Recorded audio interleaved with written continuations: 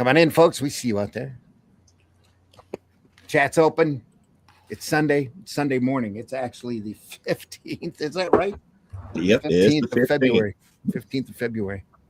Soon be Christmas. I have 2 weeks to get my sales Sure, tax in. I'll make it though. I have 2 weeks to get my sales tax in, and my accountant is ghosting me. Right. That's never a good sign, but at least you don't have to do it by the end of the year. We'll have to have mine in by December 31st. Oh. Ew. Well, it's end of February for sales tax. We're going to run the opening, then we'll get started. We got a great book, folks. Great book for you to look over. I've been sitting on this for, probably 30 years. I don't think It keeps it flat. Yeah, it does keep it flat. Actually, it's been sitting on a shelf wedged between a bunch of books. But anyway, all right.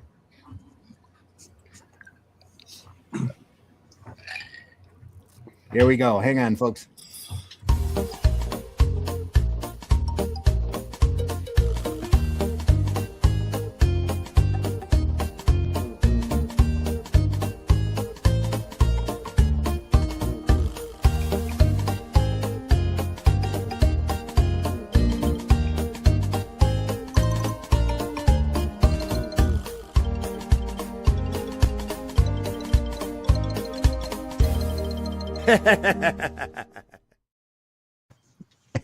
Sure. Come on in, folks. Sunday Funnies for the middle of February, 15th of February. We're here. It's Sunday morning. We got some great comics to look through. I am your host, Randy Zimmerman. Been working in alternative and small press comics for many decades. Current gig is I am writing The Atlantean right now for Russ Leach to draw. It's The Adventures of Cull and Brule, based off of The Shadow Kingdom by Robert E. Howard. Great short story. The start of the sword and sorcery genre. So we're taking Cull and Brule and having them walk the land or travel their world, searching for shape-shifting serpent demons, as they do, and taking them out, having great sword and sorcery adventures. The 4th volume will be available on fundmycomic.com right at the early part of March. And the other 3 volumes of The Atlantean and The Shadow Kingdom are available right now. Any place, any bookstore you go into that orders books through the Ingram book ordering system, you can get a hold of it. Criticalblast.com has especially Shadow Kingdom in a number of different formats. Amazon has the same. Barnes & Nobles has most of those as well.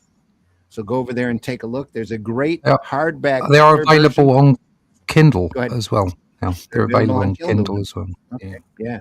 Just put up last week. So you can enjoy them digitally if that's the way you prefer. So real happy to have you here. Everybody, we have a full house this morning, like I said. Joining me, of course, Mr. Glenn Fleming. Glenn, please introduce yourself. Hi, everybody. I may not finish the show because I've got a really bad cold. But anyway, I write books such as this one. I draw the odd thing such as this one. And I publish the odd thing such as this one. And that's about it. I'm going to keep this to that's all you're going to get. All righty. Also joining us this morning, Mr. Russ Leach. Russ, please introduce yourself. Hi there. I don't have a cold. Sorry. So I'll fill in for Glenn. If you like sword and sorcery, you like this kind of stuff. There's the pages. I'm on the very last page now of the Atlantean issue 4. So if you like that kind of thing, if you like a bit of Robert E. Howard, because Randy's producing such a great story and writing in the style of, you can check that out over at russleach.com. Sign up for the email list and we'll let you know exactly when issue 4 is available. Really proud and happy of the way these books are turning out, folks. So make sure you go over there and take a look. If you haven't read The Atlantean before, please go over there and enjoy it. Also joining us this morning, Mr. Mitch Rogers. Mitch, how you doing? Doing good. I don't have a cold, but I am cold-hearted. Oh, no. Surely not. I'm the creator of the Boger horror comic book series. This is the first two volumes, the original miniseries, which I'm currently doing a director's cut of, as I say every weekend.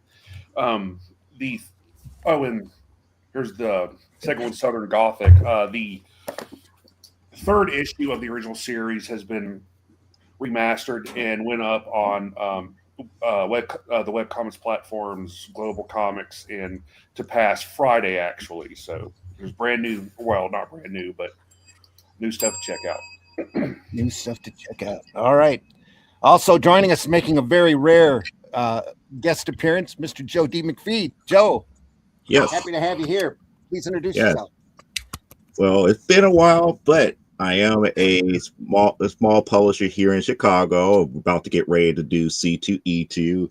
Since everybody else is doing product pitches, I guess I'll go ahead and say that I have done many different comic book series, such as Amazonia, which is about to have its 8th issue in the works here, as well as AWF, which is on issue number 5, as well as Primetime Saturday Night, which we are working on issue 6, but we already got issue 0 through 5 already out there and ready for purchase here. And at C2E2 this year, we're going to launch our very first adult title called Legends of the Giantess Slayer. So we've got a lot of stuff coming down the pike here, and I do artwork, I do writing, and I have written several different articles for the man who had the code for his yeah, magazine series called Comics Unlimited. Yep. Thank you very much. Sure. Legend of the Giantess Slayer. That is correct. Okay. C2E2. When's that coming up? That is March 27th through the 29th. The March, folks. There we are. Yep. Okay, today we are looking at Dan Dare, the man from nowhere. Dan Dare, pilot of the future. Hope we can get in on this enough on this artwork to see it, because it is beautiful. The great Frank Hampson. How's that? That's looking good to me. Yep, was good. Sorry, this is like I said, it's been sitting on a shelf for quite a while, and like I've explained before, some of these old graphic novels weren't bound in the best fashion. Some of the glue, after a while, dries out, cracks open. So we might have an occasional page fall out of this, but Dragon's Dream, we're the publishers of this. This is volume 1. I have 3 volumes of this. I'm not sure how many were actually produced. This was printed back in 1979. Is that logo Roger Dean? That Dragon's Dream book? It's Roger Dean, isn't it? It does look like it, yeah. And he did the Yes covers, didn't he? Yeah, they do look a lot alike. Absolutely. Wouldn't surprise me at all. Yeah.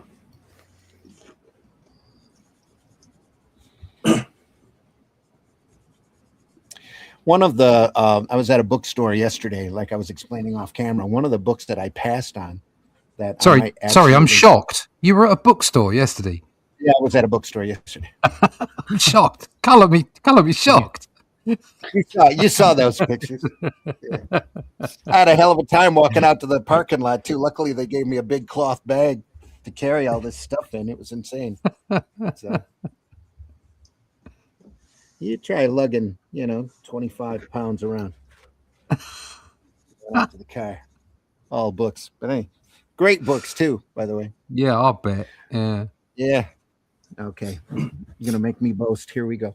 You get all the great books. Oh. Look at that. Look at that. Oh, what's he got? Yeah. What? Oh, yeah. Look at that. I officially hate you. It's as big as that Conan book. Well, I wasn't gonna buy them, but I've said, when's the next time you're ever gonna see this stuff? Damn it, that's great. You. Right, This, so that's a couple of shows, isn't it?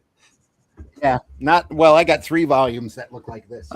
Oh, That thick. It's all of the Flash Gordons from its inception in 1936 all the way Wow. to 1941. Wow. fantastic. It's reproducing all of the Sunday pages, which means that you get not just the Flash Gordon strip by Alex Raymond, but the strip up here, Jungle Jim, as well. Wow. And this artwork is about twice up on this, isn't it? We've seen Yeah. that photograph of him at the desk, haven't we? With that artwork. Yeah, it's about twice the size, I would say. Wow. And it's all just incredibly beautiful. And you get to see the evolution of Raymond as an artist all the way through this strip. We've covered the strip before. I just didn't have the Jungle Gyms in there and have it in such a beautiful format. This is IDW reprinted these books with the American Comics Library, and they're just absolutely gorgeous. Let me grab the other ones here. Since I'm boasting, picked up this Alley Oop collection that I've always wanted. Alley Oop by V.T. Hamlin. Wow. We'll be looking through this. Have you ever seen Alley Oop before? I've seen bits of it, but not a full book. Oh, you should. The artwork quality in this is just unbelievable. I just love this guy's art style. He's a very underrated, underappreciated artist. But anyway, And a great format as well. Yeah. It's all a bit Popeye-ish, isn't it? yeah, well, kinda. He's got the over exaggerated. He starts out as a caveman. Yeah. He started out telling caveman stories, and then he decided that he's V.T. Hamlin was a big history buff. So he took Alley Oop and started sending him through time just so he could draw different stuff. Why not? Yeah. That's the way to do it. Just open that up for a second, please, Ronnie. Just open it anywhere. I just want to look at the lettering. Got it. I'm zooming right down on it. You're gonna see. Right. Yeah.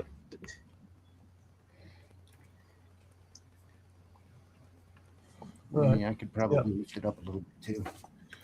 Ooh, Ooh. It's all too close.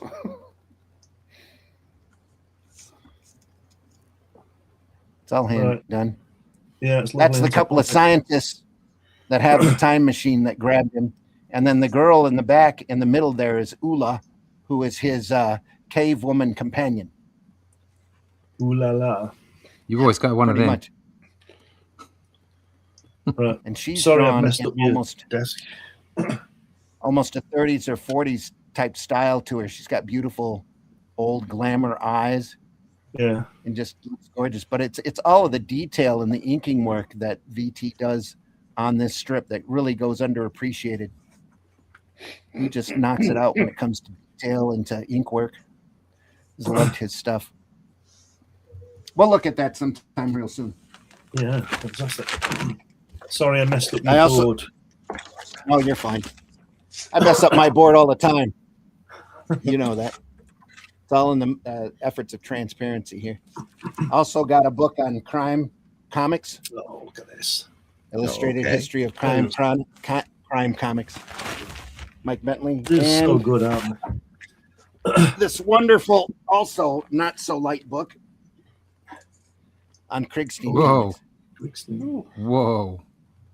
And it's got, I think That's it's got all of definitely his some cool public thing. domain material, and it doesn't have any of the EC stuff in it that I saw. But it's all the Silver Age, some really inventive stuff in here. Wow. We'll take a look at that eventually as well. Gorillas. Can't go wrong with the gorillas. No. Yeah. Anyway. But today, since I didn't know I was going to find all this stuff, today's Dan Dare.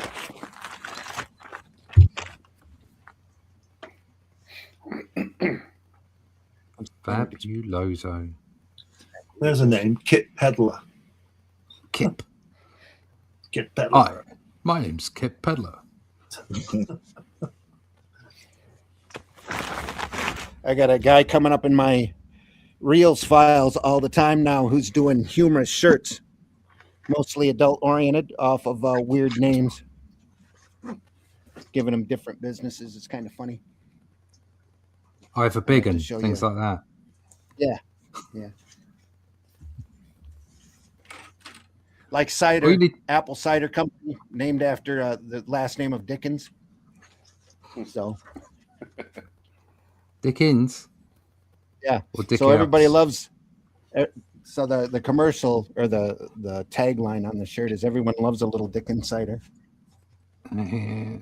If you want proper double entendre, you need to go to the Carry On film back passage back catalogue.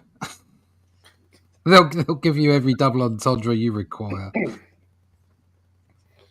Yeah, they got infamy. Infamy. Everyone, they've all got infamy. It's great. Growing up, I learned the art of the double entendre from James Bond movies. Yeah. Yeah. It's a good place to start. He pushes that guy in that bath and throws the electric fire in and electrocutes him. It's shocking, isn't it? Shocking.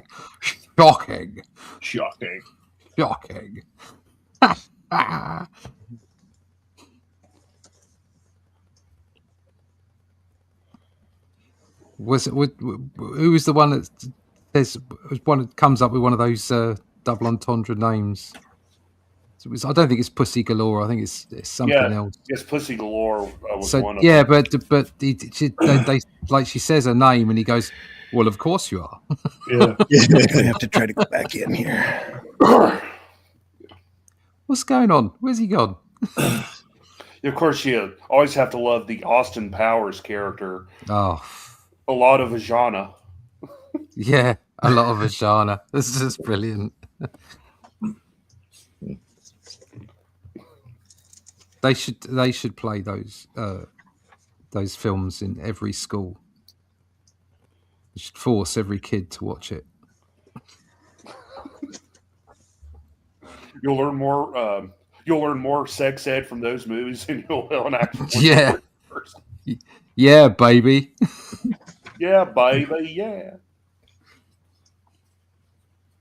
Where's he gone? What's he doing? He said he was going to come back in again or something. Jesus. Something had happened. Well, speak amongst ourselves. Can't have dead air. Show us some pages, Russ. I can't. The guy who controls Here the visual is gone. He's back. Yes. Wow, here he is. Nick's dead, rebooting. What, Mike? And that's against your friend Nick. Oh, Mike. Oh, okay. Uh-oh, bye, Glenn. No, Glenn's here. Oh, Glenn's gone big. Here, yeah. Glenn's gone large. Isn't it? Just to prove I'm not well. All the double entendre names in Bond. Yeah. What was Miss Mayday's first name? I can't remember. Instant Mayday, because we had Xena Onatoff, and the line that was synonymous for her was she always loved a good squeeze. Who doesn't? I forgot the name of the woman who had the little bitty octopusy on her thigh. Since we're bringing up James Bond, I forgot her name. Yeah. So what is that? That's my octopusy. Wasn't she Russian as well? I think she was. Yeah. They all are. All the sexy ones are. Oh, those Russians.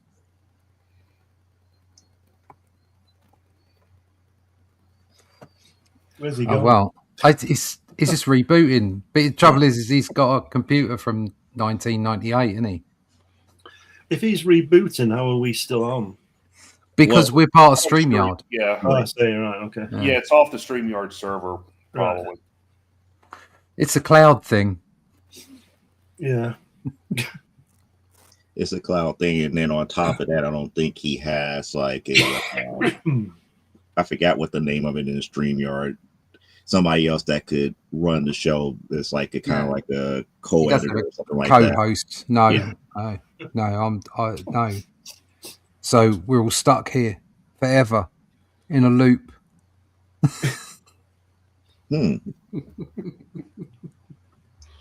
I forgot. There's a movie that's synonymous with that too. Yes. It's Like a time loop? it's not Twilight Zone or Outer Limits type deal, but it's something else. I can't even think of it. Like a time loop. There's Groundhog Day and crap. Hang on. Well, folks, it's been a great show today. Yeah. Enjoying yourself. It's a laugh a second. Start singing. I was here to learn more about Dan Dare because it took Randy to get me hooked on Modesty Blaze here. Quality. Yeah, good stuff. Dan Dare's, it's great stuff. Eagle was good. I've just been in the mode of learning more about the older stuff and really paying attention to how things were done back then, because I still believe that for comics to survive today, we have to really know the craft from back then. Mm-hmm. Yeah, you're absolutely right. Yeah. The reason that it's deteriorating is because people aren't able to, you used to have assistants and studios and what have you, and all the crafts were handed down, and that's just not happening anymore. And that means that comics are losing something along the way. I don't know whether it's not because they're not being handed down. It's because people are finding an easier way, mainly with computers. So you don't need to know how to fill a beadograph with ink. No, but it's not necessarily that, is it? It's the way you draw. It's the way that you tell a story. And you can do that digitally, and you could still do that in a studio environment where you've got someone who knows what they're doing, helping you along. And that's just not happening. Everyone's just so disparate. They're all just, everyone's in a satellite situation. And now AI has come along and probably does it for you. But we said this last week, it's not very good. It's a bit soulless. But if you can do it in 2 minutes, well, then there's your money. People will eat the slop. That's the unfortunate thing. Yeah, I got to show y'all this comment thread I was in, but it was I was looking for YouTube animation, because I like Meat Canyon and Harry Partridge and all that, and I found a YouTube channel that was set up like a 50s horror comic, like an EC comic called Nightmares at Midnight, and I just threw on a video. Within 2 seconds, I could tell it was AI, and it was that bad AI where they're fighting a monster, and one of the characters cuts open his left palm to sort of lead the monster away from his friends, so he could smell the blood and come after him. But each time they showed him, it was a different hand. Yeah. And the monster looked completely different each time you saw him. And I commented is this AI bullshit? I mean, because I'm not nice about AI. I just start calling them every insult in the book. And the owner of the channel was like, well, we use AI, but AI's the new art and all this shit. And I was like, no, it isn't. No, it's not. It's a tool. It's a tool, and this is the arguments I always get into with people about AI. It's a tool. The tool is only as good as the person that uses it. Exactly. And this is the problem. It's like it's like one of the things that I noticed with DeviantArt. I've been on DeviantArt for close to getting on 2 decades now. And I'm seeing more and more people jumping on using the AI tools and everything. And some of the comments that I make is that everything looks the same. There is no uniqueness in the work. Because it's a At all. computer doing it. It's not a person. But this is what I think about the coloring on the computer as well. It just looks the same. It's just to me, it's just boring. Which is why I'm always going on about it. Why I produce all mine on artboard, because I'm an artist and I paint and draw. I've done coloring on computers. Don't get me wrong. I've tried it, but it's just flat. And I've never seen. And I'm not saying it's not there. And if you've got it, show me. But I've never seen a piece of artwork where you could convince me where it looked real, if you understand, like we're using paints and inks and stuff rather than the computer, because it all looks too smooth to me. So if anybody's got anything to show me. But I think there's plenty of good stuff out there. It's just well, I haven't seen it, so show me. I have. So. But to your point, Glenn, it comes back down to the people who truly knows the craft, because when you talk to people who knows the craft, who knows painting, and they make the successful transition over to digital painting, you can see the difference. Yeah. But yeah, the average exactly. person cannot do that. They just learn, just the bare basics, and they have no concept of technique. The same thing that I began to learn about the writing aspect now. People don't know how to tell stories anymore. Yeah. Oh no. Yeah, And it's just, right. it is what it is. And now with the tools that we got now, where everything pretty much writes itself, it's like, it's commonality. It's like, what makes your story different? How come the hero's journey is not really a hero's journey anymore? Yeah. Yeah, well, that's exactly what we said at the start of the conversation. Really, it's a lack of craft. Yeah. It's just like you were saying there about digital art, Joe. It's the best people I've seen who paint digitally were painters or are painters in real life, and they do both. Yeah, I mean our covers at the moment, our Atlantean covers are done by Renato, and he can do that quickly for me. Okay, for our book digitally, because it's going to be printed. But I know for a fact, because I've seen his work, that he can do it in the real world as well. And that's what makes his work great, because he can use both tool sets, and you can see the life in what he does. Well, I said before, I understand the commercial aspect of it and the speed you need to do. But there's it's like you said about there's no soul. I enjoy sharpening pencils and erasing the pencil that when I've inked it and mixing the colours and the palette. I enjoy doing that, and then washing the brushes at the end. I enjoy all of it, Whereas now you just need to. But that's the point: is that people are losing the whole concept of process. Art isn't the final piece; it's the journey you undertake on the way. That's right. Well, it's like a story almost. Stories are also the journey you go on, along the way too. Yeah, exactly. As a writer and as a reader, yeah. Oh, you're back. All right, I'm back. Yep. Yeah. Okay. Yeah, it looks great. Yeah, we filled up the dead air, so I think we did good for you. We'll talk to our personal type of rubbish for you while you were gone. So that people could disagree with us and dislike us. Picking stuff up. Yeah.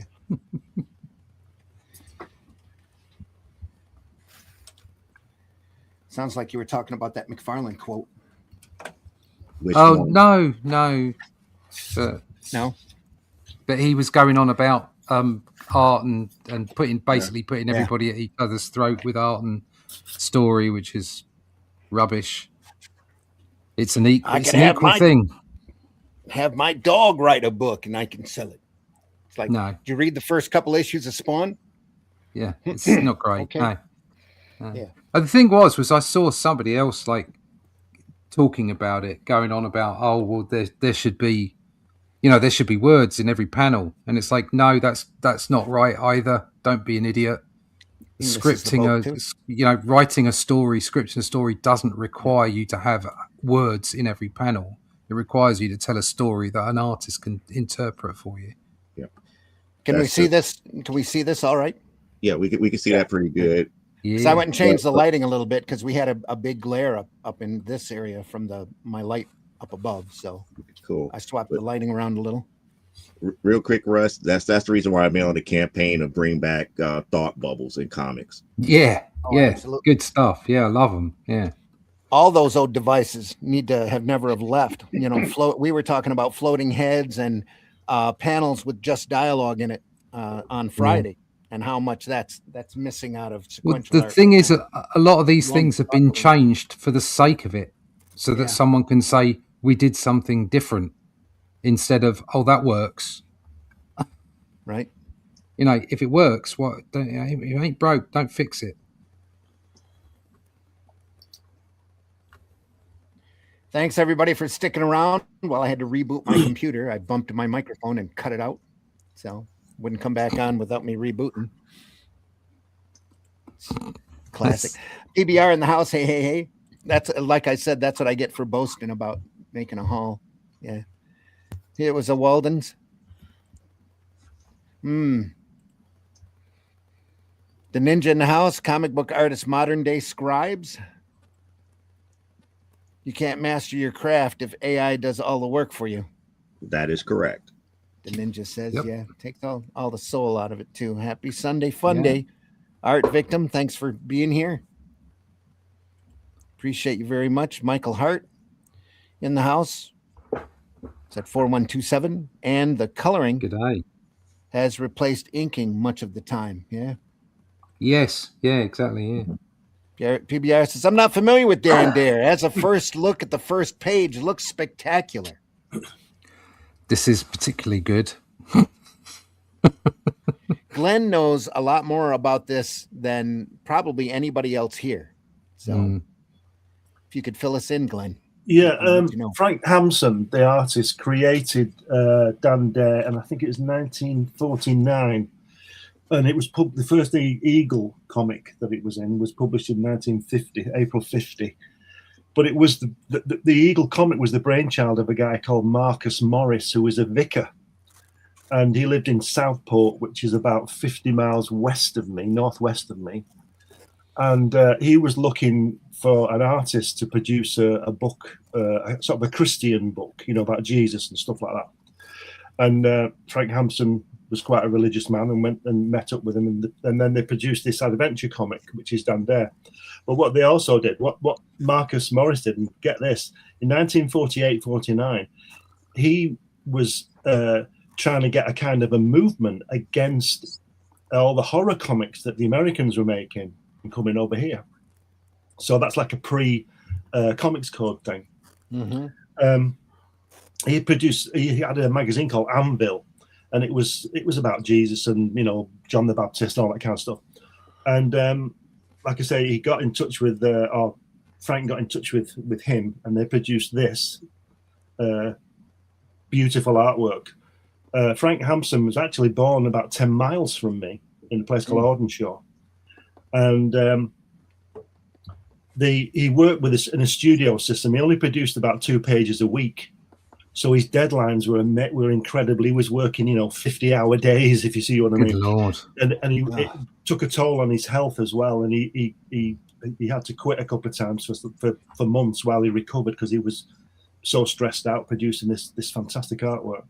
But the first stories like this one were written and drawn by Frank. And he used to use, he had a studio with about 10 artists in it. Russ, you've heard of Eric Eden, haven't you? I think so. Yeah. Yeah, you'll have seen his work. It was in 2000 AD, really early on. And he was in TV 21 and TV Comic and things like that. And he worked for Frank Hampson. He was his understudy. So, that's why. So it's good. And, but yeah, this was, Frank left this strip, I think it was 1952. It wasn't in it very long, maybe 56. But there's a book called The Man Who Drew Tomorrow. And if you want to cry, read that book, because he tells of how he was treated. And it's awful, the way the publishers were treating him, giving him bigger, shorter deadlines. And he ended up paying, they wouldn't pay for his studio to produce it. So Frank ended up paying the artist himself. Good Lord. That's how dedicated he was. But he worked a lot from photographs as well. And, we'll carry on. There's more to it than that, but there was up to 10 people working on it at one point. There were photographers, people. He used the artist as the models, and then would use that photograph to depict a particular scene. Not all the panels, No. but panels. Mm-hmm. And Wow. you know, it's a really sad story. I think he was a bit over the top, to tell you the truth. To really hurt your health is not a good idea. I think Gene Colan did the same, didn't he? Gene Colan. A lot of those workhorses had hardcore health problems, because of their load. Yeah. I think Gene Colan said his biggest regret that he hadn't seen his family. Yeah. He hadn't seen his kids grow up because he was doing 20-hour days and all this kind of stuff. Wrightson and Sam Craig both have or had really hardcore health problems and the ability to hold a brush or a pen because of tendonitis. Yeah. It's not good, is it? No, it's not. You don't want that. Somebody needs to invent a thing called AI so that you have to hold your brush. There you go. But I see what you did there. I see what you did there. So, Frank was doing all the artwork. He had understudies and stuff, of course, but basically, the guy there, the older guy there on that big picture on the first page, that is Frank's dad. Oh, sorry, leave it where it is. Just go back, turn over on that page there. That's his father. Okay. And in the book, I've seen pictures of him, and that looks just like him. So he put his dad in it, you know. Mm. So, but look at that background on that. The police escort at the top left. Yeah. And wow. Big Ben there over the Thames and everything. Now, the Eagles that I saw just had the Dan Dare page on the back of the book. How many pages did this start out being, or was it just a single page at a time? It started out on the cover, the front cover. Okay. And then I'm not sure about being on the back, but it used to be the front cover was color, and then you opened it and it was black and white for 2 pages, I think. Gotcha. But I might be wrong about that. But it's all color here, but we're getting full comic pages here as well. That's true. So they might have ran it inside before they decided to start running it on the cover, huh? That must be 2 pages. Sure. Every other page has got a nice huge splash on it. Just look at that 1950s style rocket ship. It's just fantastic. Well, it was written in the time when we hadn't been to the planets. So in the series, the Mekon and all these people, the enemy guys, they're all from Venus and Mars and Jupiter, where of course there isn't anybody, you know. I have that we know of. I have Eagle number 1 right here. Okay. Oh, excellent. Let me blow you up here. There you are. This is Eagle number 1, 14th of April. It's here. Wow. Oh, man. So you turn over, is it black and white? Like I said. You turn over and the first page is colour. Oh, right. And then it goes into black and white. So they've printed the covers black and white each side, inside and out. And then the rest of the whole book is black and white. Where did you get that from? My father-in-law left them to us. Wow. So I've got up until issue 50 of the first. I've got the first 50. You're joking. No. Wow. I remember you mentioning this. You mentioned this a few months. You mentioned this a few months ago. You said I could have them. Yeah. I'll leave them to you, mate. Yeah. Wow. So look at that. Yeah, beautiful stuff. Oh, right. Oh, yeah, gorgeous. So this would be the cover. The cover. This would be the cover. Story. Yeah. And this panel is probably blown up in order to get rid of that eagle logo. Yeah. And then this is the inside front cover here. Yeah, probably. Yeah. Okay. There's been some enhancement and some fiddling gone on. Yes. Yeah. But yeah, beautiful.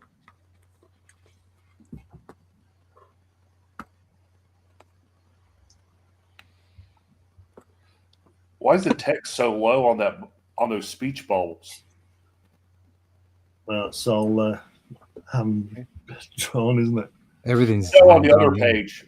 Yeah, on the other page, look at. Oh yeah, there's some space Yeah. at the top there. Yeah. I think that's Again, yes, where they've been fiddling with the pages because that would have had the eagle, a logo on there, and the number of the book and everything. And what they've done is they've expanded the first couple of panels or something like. Blown it up, they've probably taken the paste up off it. That too. You know, because I'm not sure. The bubbles on this I think might be directly on the artwork, but just blank and then filled in later. Yeah. Rather than the way the Marvel do it, you know. Plus, you have to give a certain amount of space up here for bleeds. If this bleeds off the top, and you want to make sure that lettering's seen, you have to drop it below. That's why on your blue line pages they have a safe area. Yeah, because that's where the lettering's definitely going to be seen. In case you have a bleed, because you can't depend on the presses to always hit that mark 100%. Well, nowadays it's a lot more accurate, but back then when you were working on newsprint like that with the web presses, you had presses that were moving all over. That's why you always had oddball color plates off center. Yeah. They were real hard to keep in register. Top panel, Glenn. Piffle. Top right. Top middle panel on the right hand page. Piffle. Poppycock. Impossible. Nonsense. Tish tosh. Yeah. It was like Winston Churchill, that wasn't it? Yeah. There's such 50s words. Yeah. Piffle, poppycock, and tish tosh. Yeah, if you didn't know this was a British comic book, that one panel that'd make it. Yeah, would give it away. Tell you, yeah. Look at that. I mean, those bottom two panels as well with the boat and then out in the. Look at that. The foliage. Yeah. The foliage. Yeah, look at the leaves on that last panel. Yeah. Fantastic, aren't they? No wonder he only did 2 a week. Good Lord. Yeah. There's a lot of work in there. And I take it Eagle was weekly back then, right? It was, yeah. It was, yeah. It's one of the first weekly comics of its kind. Was probably the first weekly comic of its kind. So in order to maintain quality, he did have to work at a breakneck speed. Yeah. Yeah. Well, like I say, he had a team working with it. I bet the thing that strikes me is using photographic reference, and that's taking time to set up and photograph when he could have been just drawing it. Do you know what I mean? It is odd, isn't it? It doesn't seem like a good way to work. Not if you felt you had to get the likeness right. Yeah. Well, and you know, I couldn't do that. I couldn't be. I think some artists go for this perfection, and others are more comfortable with. The other thing here is it's like we hadn't got to comic book art as a thing in itself. Like comic books were being produced, like sort of from the 30s to the 50s. Comic books were being rushed out, weren't they? So it's like if a fad happened, you'd like do a comic book for that fad. Oh yeah, they could churn them out and so it wasn't seen in the same way as it was even 20 years later in the 60s and the 70s. Yeah, it wasn't seen in the same way. This guy was a bloody artist. Yes. He was an illustrator and an artist, and he was doing the best job he could at that moment in time. So as far as he was concerned, the art was going to be perfection. Yeah. 20 years on, when everybody's used to schedules and pumping stuff out, it's like, well, I'm not necessarily going to do that. I'm going to sit with a style that works and that I can knock out quickly, and at the same time, is of a standard. How well did illustrated stories were selling back then? That would be the better question, because you saw a lot of these type of painted stories in like well-known magazines and in books, as opposed to just thinking about just the comic genre as a whole here. Yeah. That's what makes me think about that. Exactly, because this would have been a follow-on for things like Boy's Own magazine, where they had adventure stories. They had like a written story and an illustration on the next page. It's definitely an evolution of that kind of storytelling. I think what he's done is, like you say, those early comics like the Hotspur and things like that were mainly text. So each story would have a spot illustration, and the artist probably had all week to do that. Yeah. And then all of a sudden, you would have to produce 20 panels a week, 20, or Each 30. panel is a corker. Yeah, That's exactly. right, and it's in that mentality of, well, I've got to do the best I can, and he certainly does. I mean, you can see he's not cutting any corners with his artwork. It's beautiful. It's fabulous, isn't it? Oh, now the camera's jiggled a little. We love a jiggle.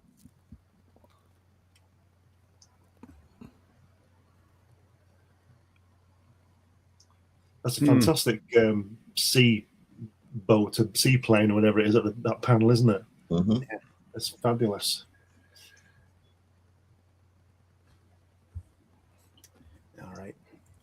Yeah, he was also, like I said to you, with his Marcus Morris, he was also producing these Bible stories. And when he left, this in 1962, he went on to produce that kind of. I've got some on my shelf somewhere of those Jesus stories, and I only bought them for the artwork, but it's just beautiful painted work.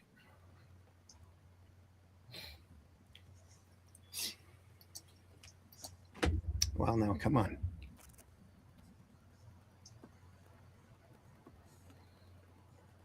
Maybe we should start asking for super chat so I can buy some better equipment. There we go. That might be a good idea. Hey, there's a British Jimmy Olsen. Does look like it, doesn't it?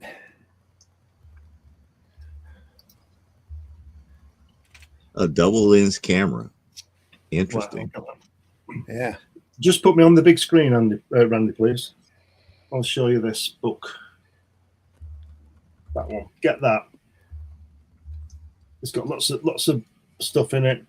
It shows you it's got photographs of the studio of where they were some of the poses.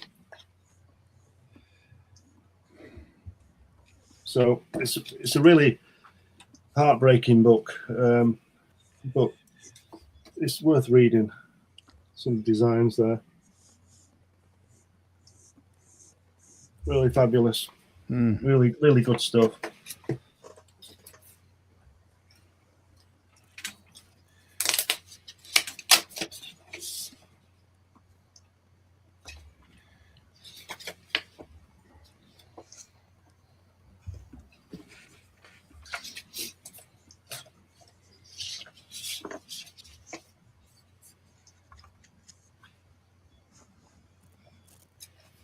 I'll tell you what, he must have been getting paid a good whack to be able to employ 10 other people, mustn't he? Yeah.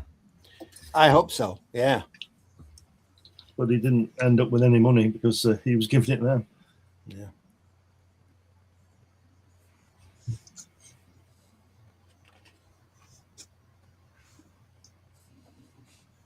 we go. Great underwater shot. Yeah. Yeah. Love that. Yeah, that water. God. Captain Nemo here. Yeah. And you think that when he left in '62, Frank Bellamy took over, so it didn't really lose any artistic endeavor, did it? No. No. Bellamy ran it for a few years, didn't he? Yeah. Then he went on to TV 21, so he'd be there about 3 years, maybe. Yeah. I must admit, I've seen Frank Bellamy's work on this, and I prefer it. And that's because I'm a Bellamy fan. This stuff came out even when I didn't read this when it came out. My elder brothers did, but I didn't really. I was only a baby, so Yeah.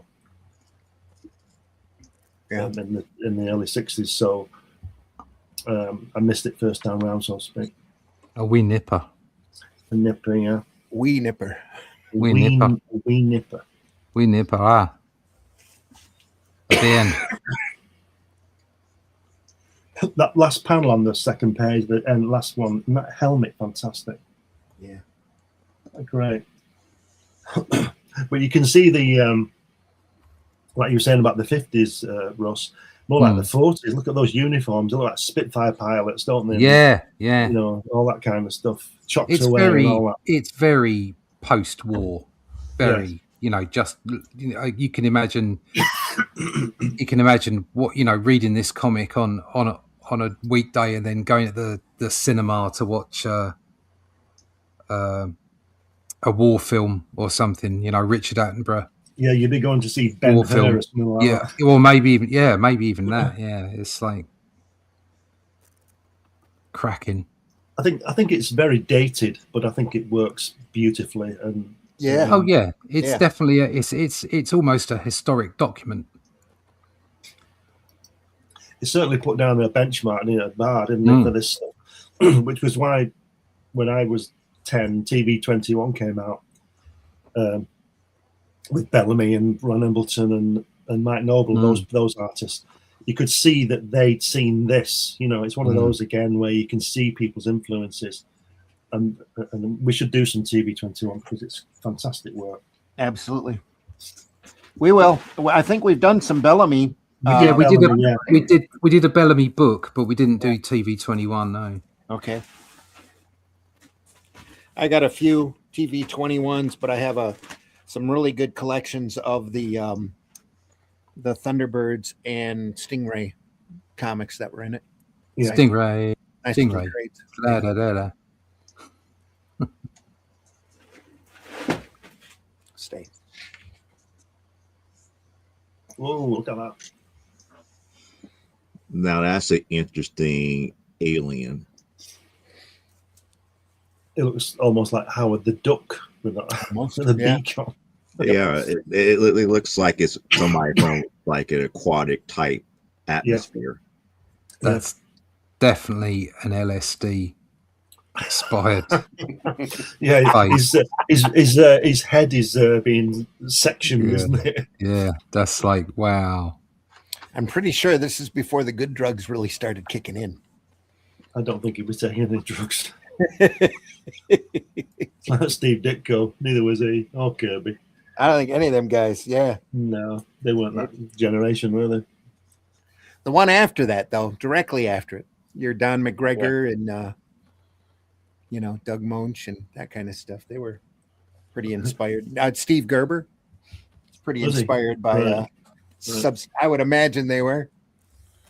I could be wrong. Well, that's basically all the original underground comic guys did was just sit around, do drugs, and draw what they came up with. That's all Fabulous Furry Freak Brothers and Junk Waffle right there. Yeah. What year is this again? This is 1950, 51, is it? Yeah. 51. Yeah. Okay. Only reason I'm bringing it up because I'm noticing the military uniforms, and it's like, oh, this is very like Army, Air Corps, and Navy-ish. Mm-hmm. Yeah, I said that earlier. It's like Spitfire pilots and all that kind of stuff. It's very, very British uniforms from the war. Part of the Space Force. Yeah. It's funny how Digby, that guy there on the last panel, that's his sort of sidekick. Yeah. That's his Robin. How cartoony he portrays him. Everybody else is sort of quite realistic except for him. And he has these great expressions of surprise and fear all the time. He reminds me a lot of Woozy Winks from Plastic Man.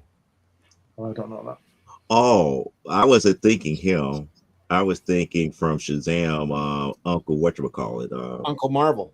Uncle Marvel, yep. Yeah. Yeah, there's a bit of that in there too. He's not Ingby's a lot younger than Uncle Marvel, though.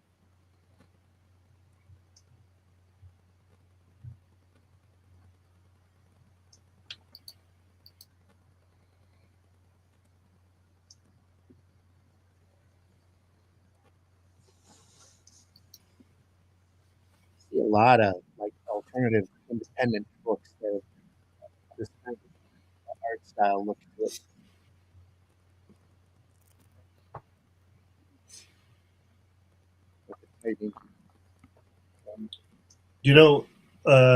I tell you that story of the door being jammed over by that original artwork. Yeah. That was only a couple of pieces that my friend got. But do you know where all this artwork went? Frank Hampson he's in the north of England, so he's a few hours away from London. Mm-hmm. He rang them up. They told him they were moving offices, and he said, "Can I have my artwork back?" And they said no, and they threw it away. Wow. He was prepared to go and get it, Yeah, but they said no. So all this is gone. that's crude. Yeah, that's terrible. That's just being shitty for spite, you know. Yeah. There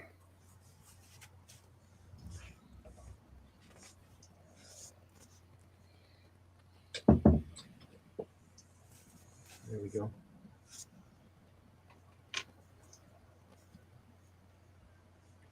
You can see why it was taking him so long to produce 2 pages, can't you? The detail of it is incredible. How large do you think the originals were 2 up here? I would think so. Okay. Yeah, I've never seen them, but yeah, I would think so. It's just criminal what they do with things. I mean, it's real dog in the manger, isn't it? I want that, and neither do I. But I'm throwing it away. It's just awful. Like I said, that was just cruel to him out of spite. It sounds like they just no. Well, he didn't get on. He didn't get on with the new publisher. Oh, that's what it was then. He moved his studio from Southport down to Epsom, which is down near London, I think, down that way.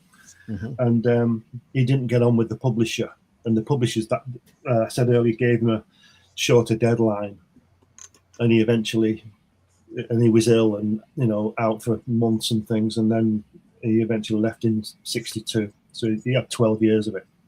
Sounds like they were trying to ditch him. Yeah, well, what they did was when he left, they immediately changed all the characters and that kind of thing. And then when it came back in 1977, I think 1978, in 2000 AD, Jerry Finley Day wrote it and Dave Gibbons drew it. Dave Gibbons, yeah, which is fantastic. Don't get me wrong. I mean, we all know Dave Gibbons is brilliant, but the stories were different. I'm not sure, but I think the only villain that survived the cull was the Mekon. Yeah, because he's such a fantastic character. They couldn't bin that. Couldn't get rid of an iconic character like that. No. But I think they even changed the Dan Dare's team. I think Digby dropped out. Yeah. And they introduced different characters. Yeah. Well, they felt they were up against American comics by then. Right. And so you had to change it. Yeah. So what they did an early Will Smith with iRobot. They just took the title, basically. Yeah. And it wasn't Dan Dare. Not for me. It wasn't the Dan Dare I'd read. It was a guy called Dan in space who dared. Yeah.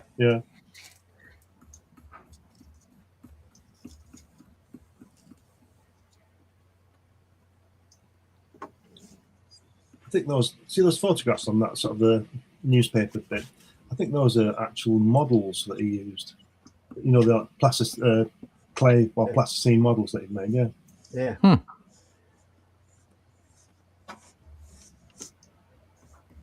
See, that does impress me.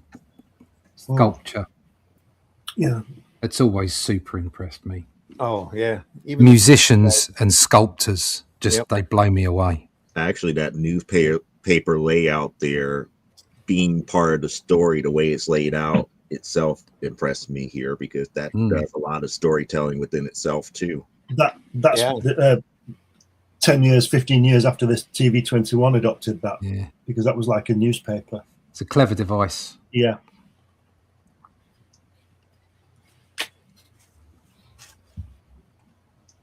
But I'm with you, Russ. People who can make models and sing and play guitars, I always think. Yeah. Oh yeah.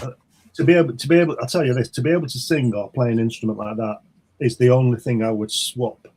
Yes. However bad I am at drawing, Yeah, I agree. You're bad at drawing, huh? No, but you understand what I mean. However good or bad I am, I would to be able to do that level, whatever that is. I would swap it to play the guitar like that or sing. Yeah. Sculpting is just magic. I'll plug Kellen's work here. You've seen that hatch that she did. Yeah. Mm-hmm. He did that in clay. Yeah. These people he's very talented. got a guy on Facebook, Tony, last name starts with a C, who does 3D modeling. And yes, all that stuff's done. You have to have talent to put all that into the computer, to make that program. But he's kind of 3D'd every 60s Alex Toth superhero that you can imagine. Just fantastic work. I agree that you do need talent to be able to do that. But personally, I think it's a fraction of the talent of somebody who can actually create a convincing model out of stone or clay or whatever. Whole different skill set. Yeah, it's a whole different skill set. Yeah. And a whole different level of hand-eye coordination, too. Yeah, definitely. Yeah. Don't get me wrong, like Tony, big praise. It's a difficult thing to do, but, people who actually sculpt out of physical things in front of them, they just amaze me. Yeah, I agree. Well, it's kind of what we do, though, creating stuff out of thin air. Yeah, but laying it down on a piece of paper or on a screen, is one thing. And I agree with you. It is a thing. It's not everybody can do it. It's one of those things, but to draw it in 2 dimensions, as it were, and fool the eye into a third, there's not as much cheating involved when you sculpt. You really do have to do what's around the back. Oh, yeah. You know what I'm saying? You've got to see it all the way around. It's 360 constantly. Put me on big screen again, Randy, please. All right. Got to plug this again. There you go. This is what my Helen did of my character Hatch. You're saying about seeing it all the way around. Yeah, exactly. Look at that. Isn't that fantastic? Yep. I mean, we get to do, as artists, as comic book artists, we get to draw the interesting bits. Yeah, yes, we have to know where all the boring stuff is. And in some cases, in order to tell a story, we also have to show the boring stuff. Yeah. Okay, but when you're a sculptor, it's everything all the time, and that just impresses the hell out of me. She's even done the little clip on his helmet. Look. Is it more that? Is it more because you have to keep? It's like when we do it in 2D, we only focus on one particular plane. And because a sculptor, pretty much what they do, they have to keep in mind, which is equivalent to us, it's like 4 different pictures. Yeah. One of the front, 2 of the sides, and 1 of the back, all at the same time. And as they work, they have to really maneuver between all 4 images at once. Yeah, I mean, they have to understand the entirety of a 3-dimensional object at once, because they're feeling it. It's there in front of them. It's almost like I see sometimes the way that you draw for comics is it's almost like focusing, and it's like your eye. You fill in a lot of the details with your eye. You don't see everything you see. Your brain makes a big percentage of it up. What you see is just like this sort of through my fingers there. That's what you see.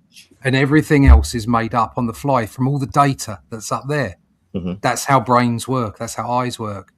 And I see that in comic strip as well. It's like you're focusing on what's going on in that panel. You're focusing on that bit of story or that part of the panel. Whereas somebody who sculpts, damn.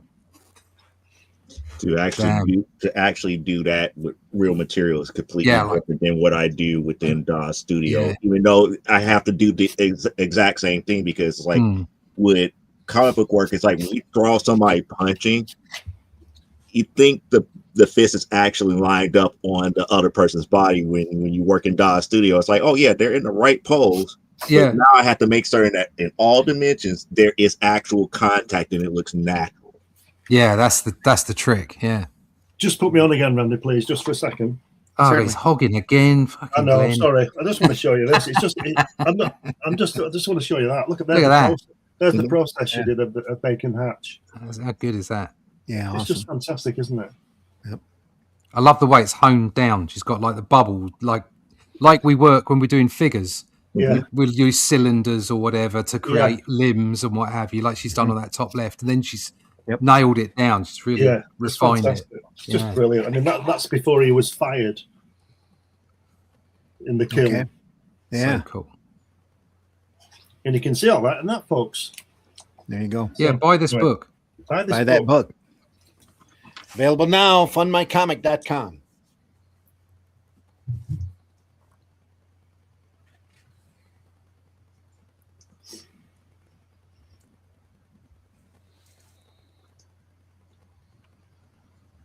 I was going to say Captain Nemo looks like he almost got a set of Iron Man armor there.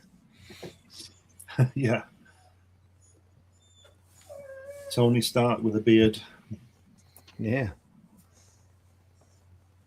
Didn't he have a beard for a while? Yeah, Oh, I'm Tony sure Stark? he did. it was a pathetic like- beard.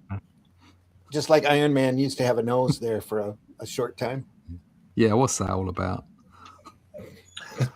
Yeah. Why would you have a nose? That's stupid. trying to be different. I just want to draw a nose. Anyway.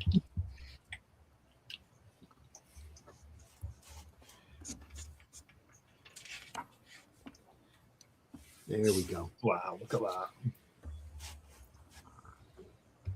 Get that use of purple here. Fantastic, isn't it? It is. Love it. God. That looks like Thunderbird 3, is it? Or Yeah, Yeah, Thunderbird 3. Thunderbird 3. 3. Yeah, 3. Yeah, the space one. It's 3. Yeah, it does. Thunderbird 3. Look at that. Look, I like the way those clouds look so three-dimensional on the Earth there. Yeah. That's great. Yeah.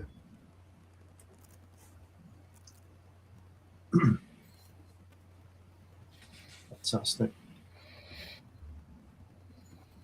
Ooh, look at that. Yeah, there's the Flaming Comets. Flaming Comics.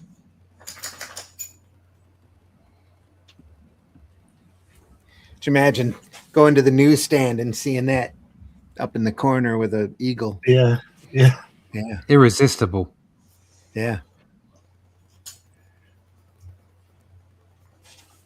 Jiminy. This is it, chums. Chums.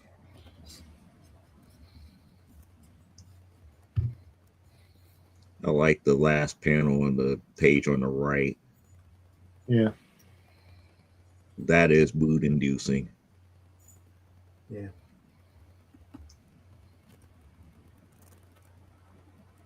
That's cool.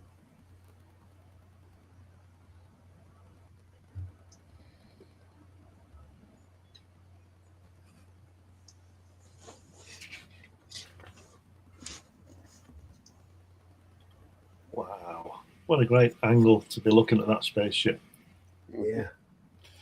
Is that a black? There can't be a black hole behind it. Is Something like that. Something like a dark hole. Dark, what are they calling it? Dark Star. yeah.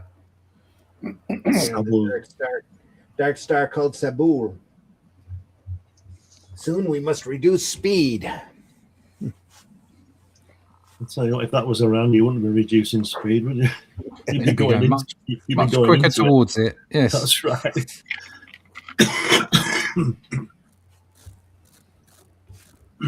15 billion miles from home. Wait, did the alien become more feminine over the couple of pages here? I just I noticed think that the haircut and everything. Oh, yeah. It just dawned on me just now. It's like, wait a second, they kind of changed the alien a little bit. So you, It's a bit- are you assuming her gender? It's a bit lippy and all. Yeah. Got some lipstick on there.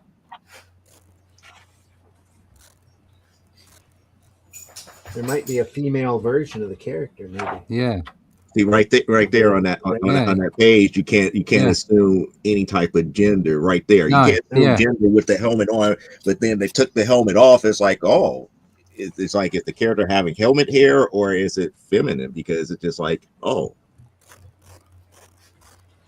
And we all know the best way to notice the She's got difference it up between a here. man and a woman is to have lipstick on. Yeah. And eyelashes too. Yeah, with lipstick and eyelashes. Yeah. It's like Bugs Bunny. killed a rabbit. That's a classic episode. You need a hat with a bunch of fruit on top of it. Yeah. Ay, caramba. Yeah. It's the rabbit season. That's just, that stuff is great. Only if you have a sense of humor. Mm-hmm. All right, okay, whatever. I miss those days. Well, Yeah. People yeah. with a sense of humor, yeah. Yeah. It's an odd cut in. Big, thick. Just floating head sitting there in the middle of everything else. I think Digby's a bit of a hippie, isn't he? Look at that shirt he's got on.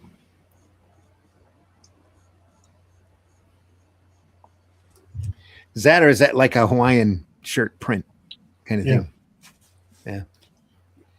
Could be pajamas. Could Looks be like that everyone's thing. about to go to bed or something. Yeah. He always had a Hawaiian shirt on, didn't he? I think Yeah, Actually, he always had something like that. Yeah. I've just noticed that is exactly the same pattern as the uncle fella in Ben 10. so. Oh, you're talking about Max Tennyson. Yeah, that's the same. That I know because I drew that pattern Yeah. many times. That's, It looks like he's got a load of fried eggs on him. yeah. It does, doesn't it? With red yolks. That would be interesting if they actually did a Max Tennyson comic series or something Yeah. dealing more with him than his grandson Benjamin. That'd be a good series. You see, back in the day, they would have.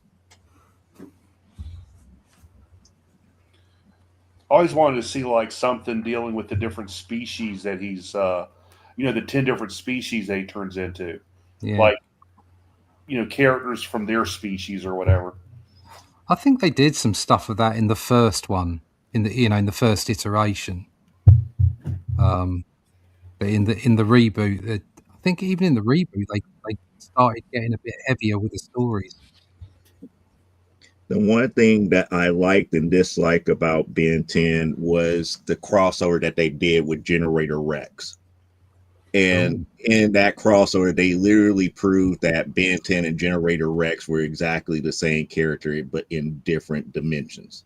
Oh, cool. And I was like, that's interesting. So he went from being able to become different species in one universe, but in another, he had the power to control and manipulate any type of mechanism in this other one. Oh, cool. So I was like, interesting character, man of action, just kind of dropped the ball on the writing of it, to keep both series going. Yeah.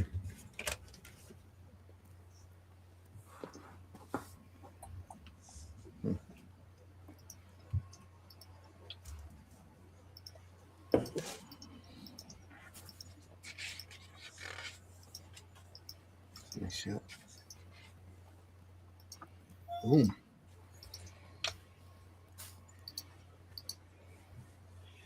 Shooting the Bem in the eye. Bug-eyed monster.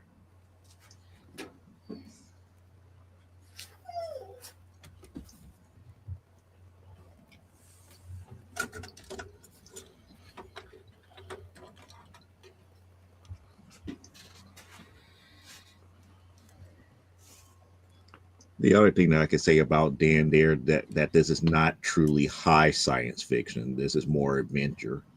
Yes. Oh, here's an interesting fact I just thought of as well while you mentioned science fiction. An unknown writer called Arthur C. Clarke was an advisor on the strip for the first 6 months or so. Really? Yeah, and helped with the plots. Yeah, Cool. so it's good company, isn't it? Yeah.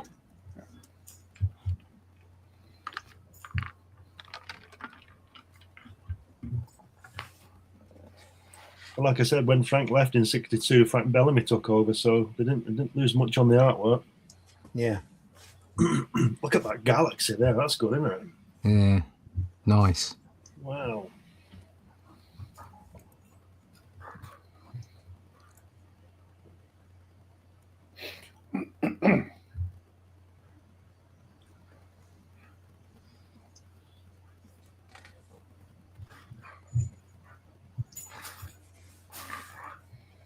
Wow. Wow. All that space. Yeah. Could have gone all black, but he decided to do it in blues and whites. That's pretty Yeah. odd. Mhm. Makes it interesting, doesn't it? It does. Yep. Wow. Very nice.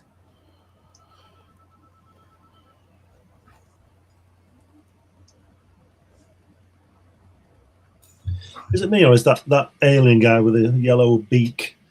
It's sort of very African looking, isn't it? You don't think?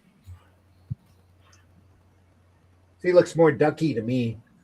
You know, with those eyes. Yeah, kind of almond, almost Asian. Yeah. And the future of our race will be in your hands. New solar system, an unknown enemy against whom our weapons may be useless. Ah, well, Cryptos, here we come.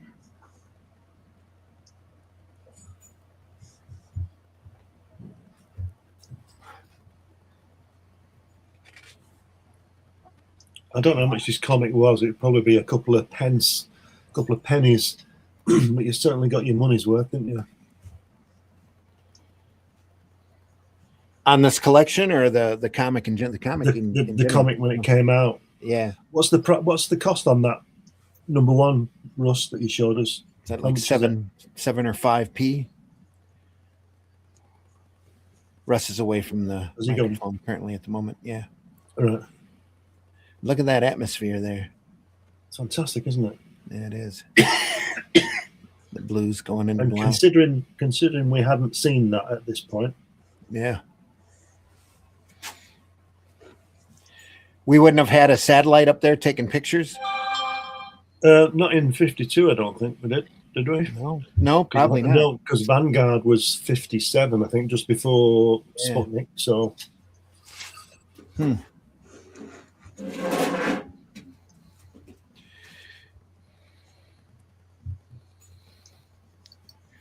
I don't mean to be neglecting the chat, but it's been moving here.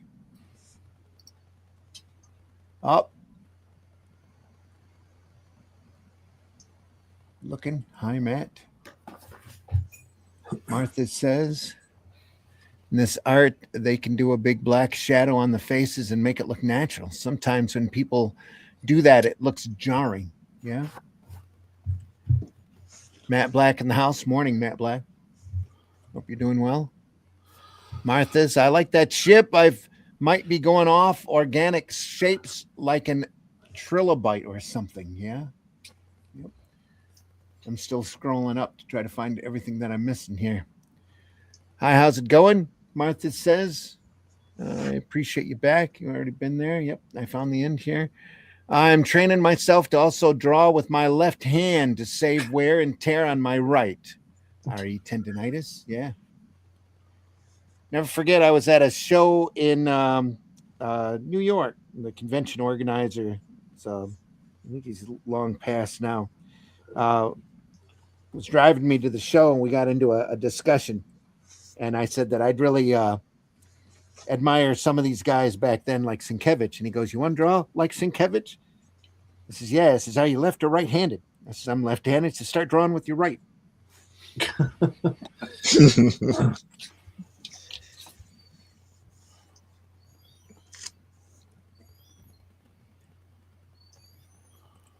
Yeah, the color palettes like Thunderbirds are go-to. Yeah, well, all of this sprung onto this, as Glenn mentioned to you. This is all before Thunderbirds, but this is what all of these guys were looking at in their youth, probably, or in their younger days before they were, yeah. Gary Anderson came in and they were working on Thunderbirds. Where'd I leave off here? Are those daisies? That must be the guy's shirt. Yep, those were daisies. Way back up here. There we are. I'm okay. Need to clean the place. You? Oh, Martha's talking back and forth. Full of a cold, but still motoring on. Haha, Matt Black says. Yeah, Glenn's It got must a cold run in right the family. now. Must. Like the nose. This is amazing. I love the fact that every day I get the joy of finding new stuff like this to look at. Total eye candy. Yep, thanks, BBR. That's the great thing about comics is that there's such a long history. You're never going to run out of things to find. And there's so much good stuff. Yeah. And to think we're only dealing with Britain and the United States. We haven't hit France or Japan or any of the other countries as of yet. Oh, we haven't done any manga from Japan yet. We haven't done any manga. No, we have done a few European things. Yeah, like Mobius and another one. I can't remember. Yeah. We should have a look. Yeah, we we've should have a done look at Mobius. Akira sometime. We should definitely have a look at Akira. Yeah, and we that should would be look at some Tintin. I've got Akira digitally. Asterix the Ghoul. We should do Yeah. Asterix the Ghoul because that's just bloody astounding stuff. Yeah. Oh yeah. I've got Akira digitally. I've got almost all of the Tintins in multiple formats. Oh, Yeah, Akira there you will go. probably have to do just one volume because it'll take us over a year to get through the whole series. Yeah. Well, we were 4 months on Watchmen. So, Yeah. or Do you know? We- three or we 4 know how months. to make it last. Yeah, we know how to stretch it out.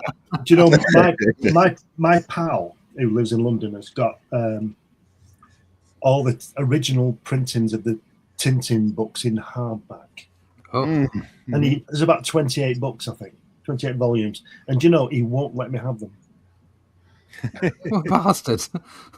and he probably hasn't looked at them since 1962, Yeah. but he won't let me have them. He says no, and I don't understand why. Because you never get them back. It's like that Rust bloke. He won't let me have those Eagles. Yeah. What Speaking a of that, bastard! Russ, what was the price on that Eagle One? Oh, hold on. Is that 5p, 7p? Oh God, no, it'd be D. The D's, yeah. Yeah, it'd be D. It'd be old pence. Oh, let's have a look at this. Old pence? Old pence, yeah. Before Yeah, we, we had, went decimalised in 1971. decimalised, didn't we? Fucked it all up. So there's one that isn't quite as beaten up. Number 2. So about 6 or 7 D. Oh, I can't actually see the price on the front. That's weird. Isn't it in the Eagle box? No. It just said, oh, there you go. Do you know why? It's because it's not a number. It's written. Oh, right. How much It's is it? threepence, mate. Threepence. 3D. 3D. Actually says, it doesn't even say D. It says 3 pence, one word. Yeah, threepence. Brilliant. Threepence. There you are. Aye, threepence.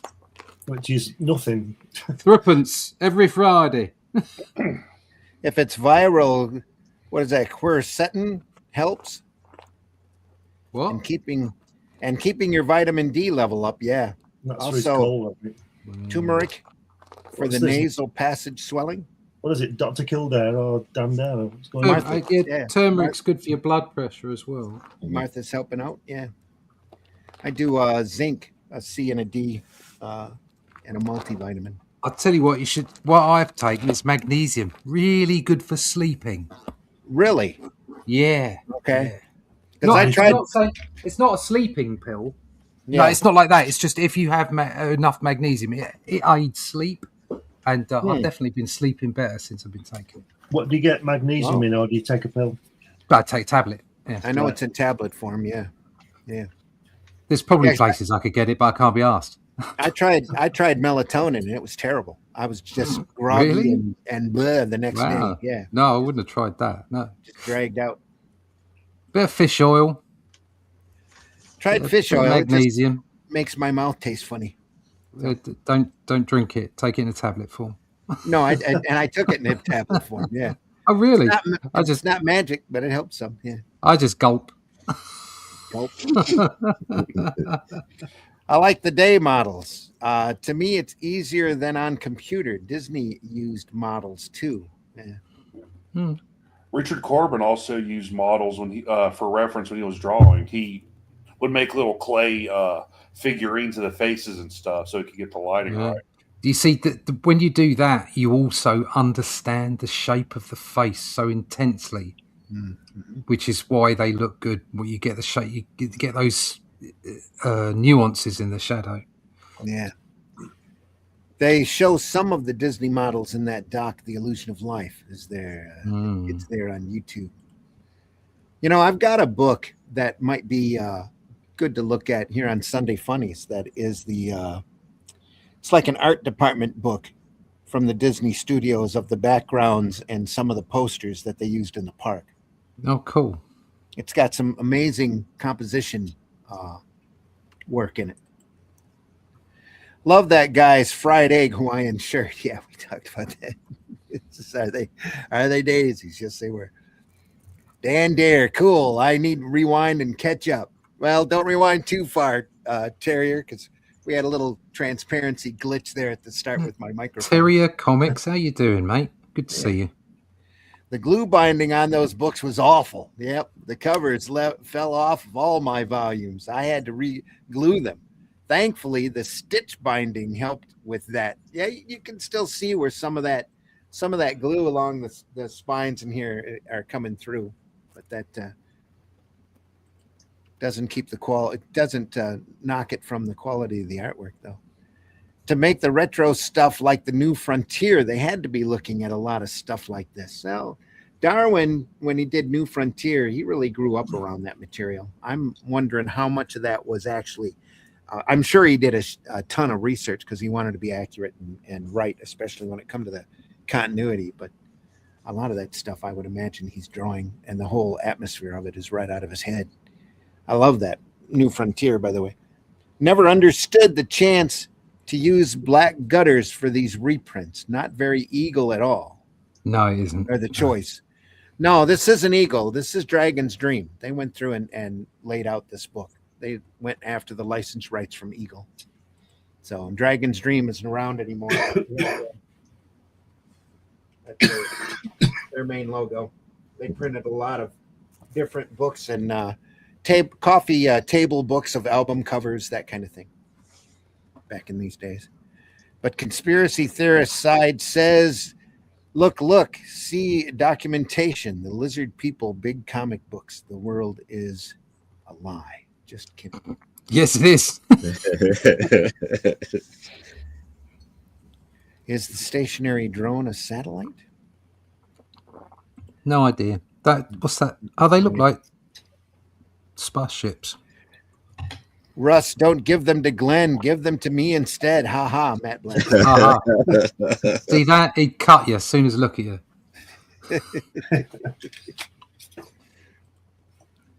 BBR, earlier, Russ, you said the name of a comic, asterisk something. Yeah. Can you Asterix, please say the name of it again? Asterix the Gaul, Gaul, as in ancient France. It's really good. It's very comedic, very funny, but beautifully drawn. If you get up on YouTube, they did a movie that was really, really faithful to the comic.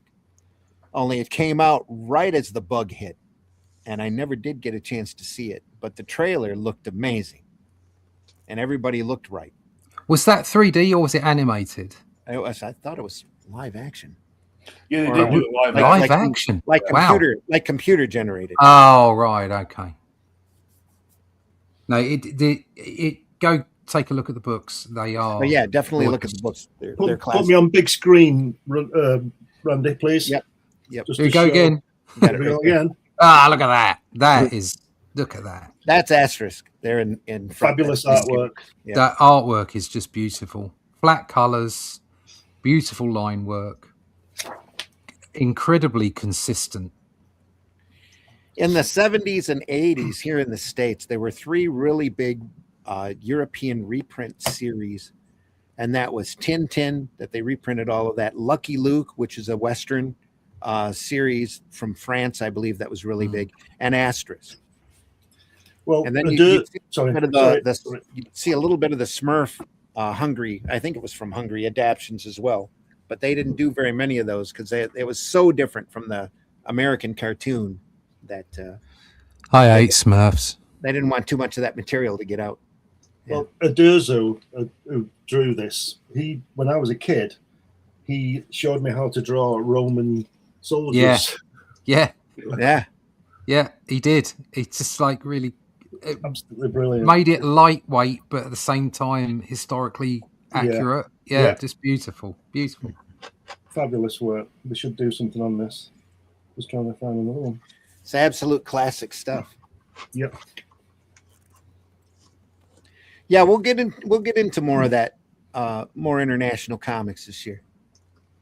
We were talking a show or two back. I've got a set of a bound volume of about 4 or 5 Dylan Dog novels that are amazing, but they're all in Italian. Well, we don't read them anyway. But the artwork's gorgeous. Yeah. Yeah, we had what's the one we had on that was all in Italian? Can't remember what it was. It was a Mobius book, wasn't it? It was in Italian. Was it? Don't know. No. I just thought. Sorry, go ahead. Yeah, one of them was exactly like you, Glenn. I just look at the pictures. Yeah. Yeah, I just ordered the Mobius Complete or something. It's all in French. Oh, I think I know 3 words of French, and but I'm like you said, I just want to see the drawings. Yeah. Who was that? Who was the cowboy that Mobius did? Blueberry, young Blueberry. Yeah, Blueberry. I got a Blueberry book in French. Yeah, okay. It's just beautiful. The colouring on that is outstanding, isn't it? And that's because he lived in Mexico, didn't he, for a few years? He went to live with his mother when he was about 11. Does that alien look a bit like Steve Rude's Nexus work? Yeah, I can see where you see that in there. Wouldn't be surprised if there's inspiration there. Yeah, I wouldn't either. Very much so. That has a movement similar to Orbit. Oh, my bad. Okay. They've got several of those old animated asterisk movies from the 70s here on YouTube. They used to be on the TV a lot. Yeah. Definitely worth looking at. Loved Tintin as a kid. Yep. Well, speaking of international cartoons and comics, Netflix has the entire Danger Mouse series on. Oh, do they really? That's cool. Danger Mouse. Good for them. Yeah.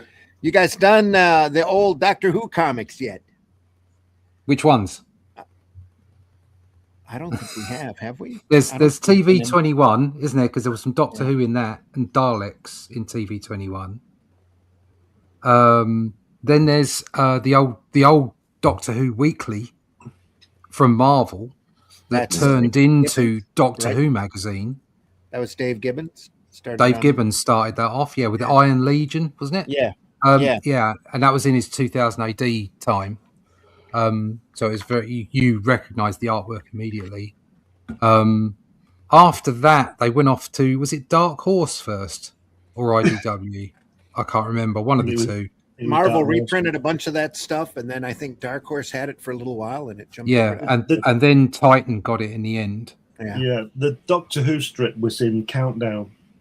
Was it Countdown? Right, okay. And the Dalek strip was in TV 21. TV 21, okay, thanks. Right, because it was owned by Terry Nation.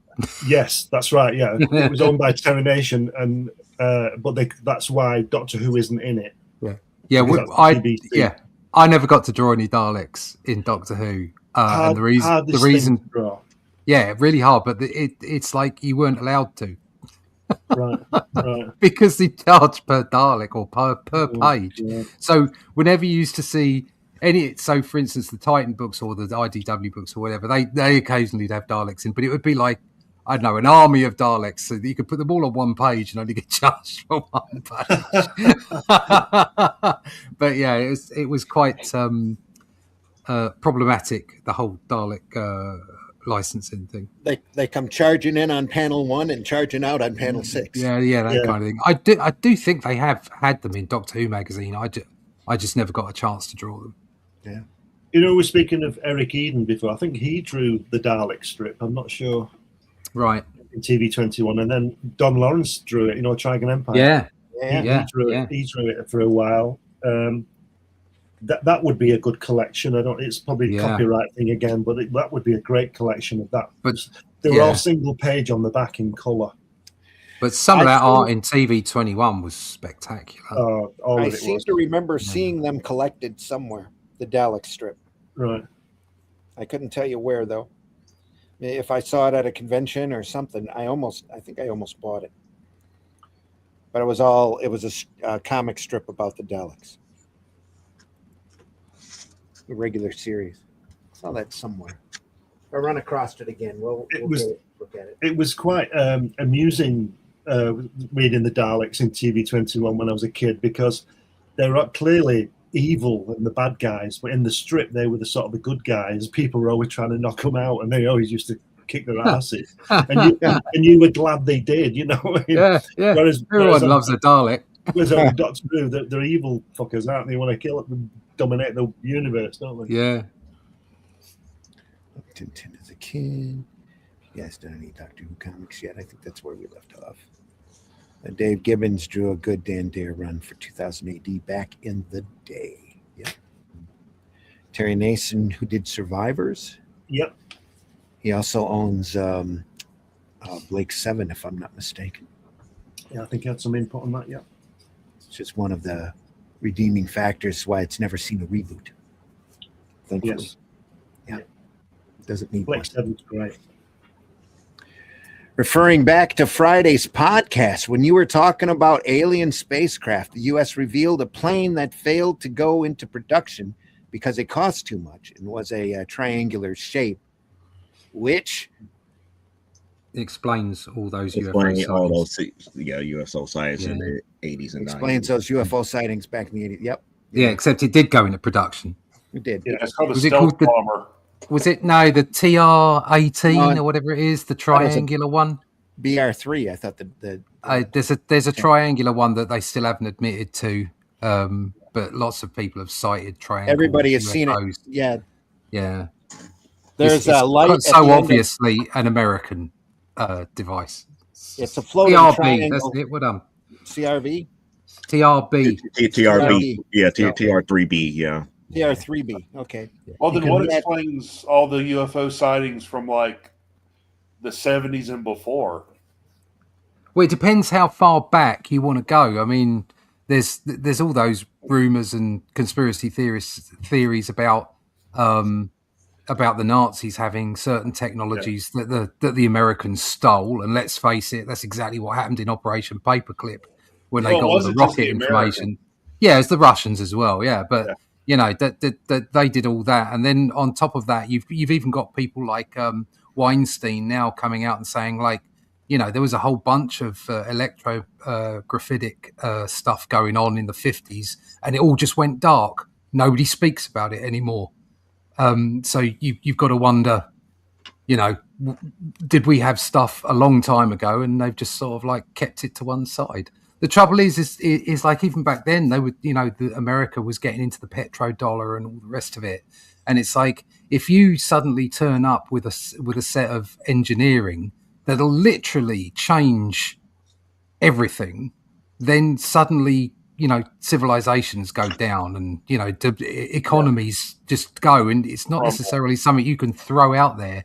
I mean, it's a bit like, you know, AI and robots at the moment, which is why I don't think it's anywhere near as advanced as some AI bros are suggesting it is, because obviously the more they suggest that we're on the cusp of an AI apocalypse, the more money gets thrown into the pot. So I think there's a bubble waiting to burst there. Well, We're nowhere near close to that because No, exactly, yeah. Because again, it's like the perfect movie that suggests something like that would have been War Games and Joshua, because Joshua would have been like the pinnacle of AI, because again, he's constantly looking at the data to respond appropriately to if there was a thermonuclear war. Yeah. I saw a thing the other day where they were talking about the weaknesses of LLMs, you know, large language models, and what AI really is out there. And they were saying, look, think of it this way. You're in a library, okay? And you're in this library and you're locked in there, and every book in there is written in Finnish, and you can only read English. And you haven't got a clue how Finnish works, okay? But somebody slips under the door a little key that tells you how words turn up in groups and how they sort of follow one word or precede another. And from that, you can work things out. So somebody slips a question under the door, and using the key, you can give an answer. Yeah. You don't know what the question is, and you don't know what the answer is. And the person on the other side of the door gets the answer. That's effectively what AI is doing at the moment.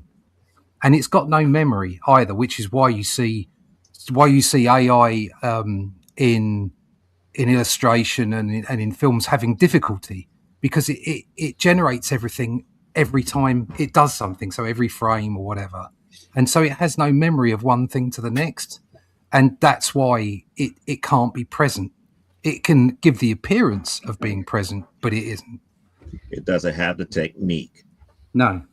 It just have a set of instructions. And as a person who went to school for this type of stuff, it's kind of like the reason why there's been so much of a to do about data centers now.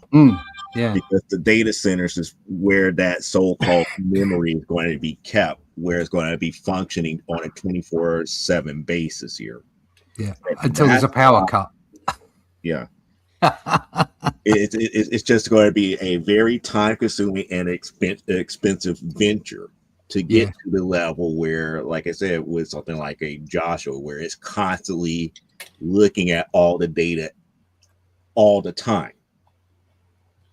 And depending on what you tell it, depends on the answer that it will give to you. That's the reason why I like the ending to the first one, but I hate the ending to the sequel, which was War Games Dead Zone. Oh, I didn't even know there was a sequel. I didn't even know that either. I didn't either. Yeah, there was a sequel called War Games Dead Zone, and pretty much I forgot which company reproduced Joshua. They found Professor Falcon's notes and everything, and they reproduced Joshua, and they did this one they made it into like, it's like, oh, play this one game and this, that, and the other. Instead of going through thermonuclear war, they did it with biological warfare. Right, updated it.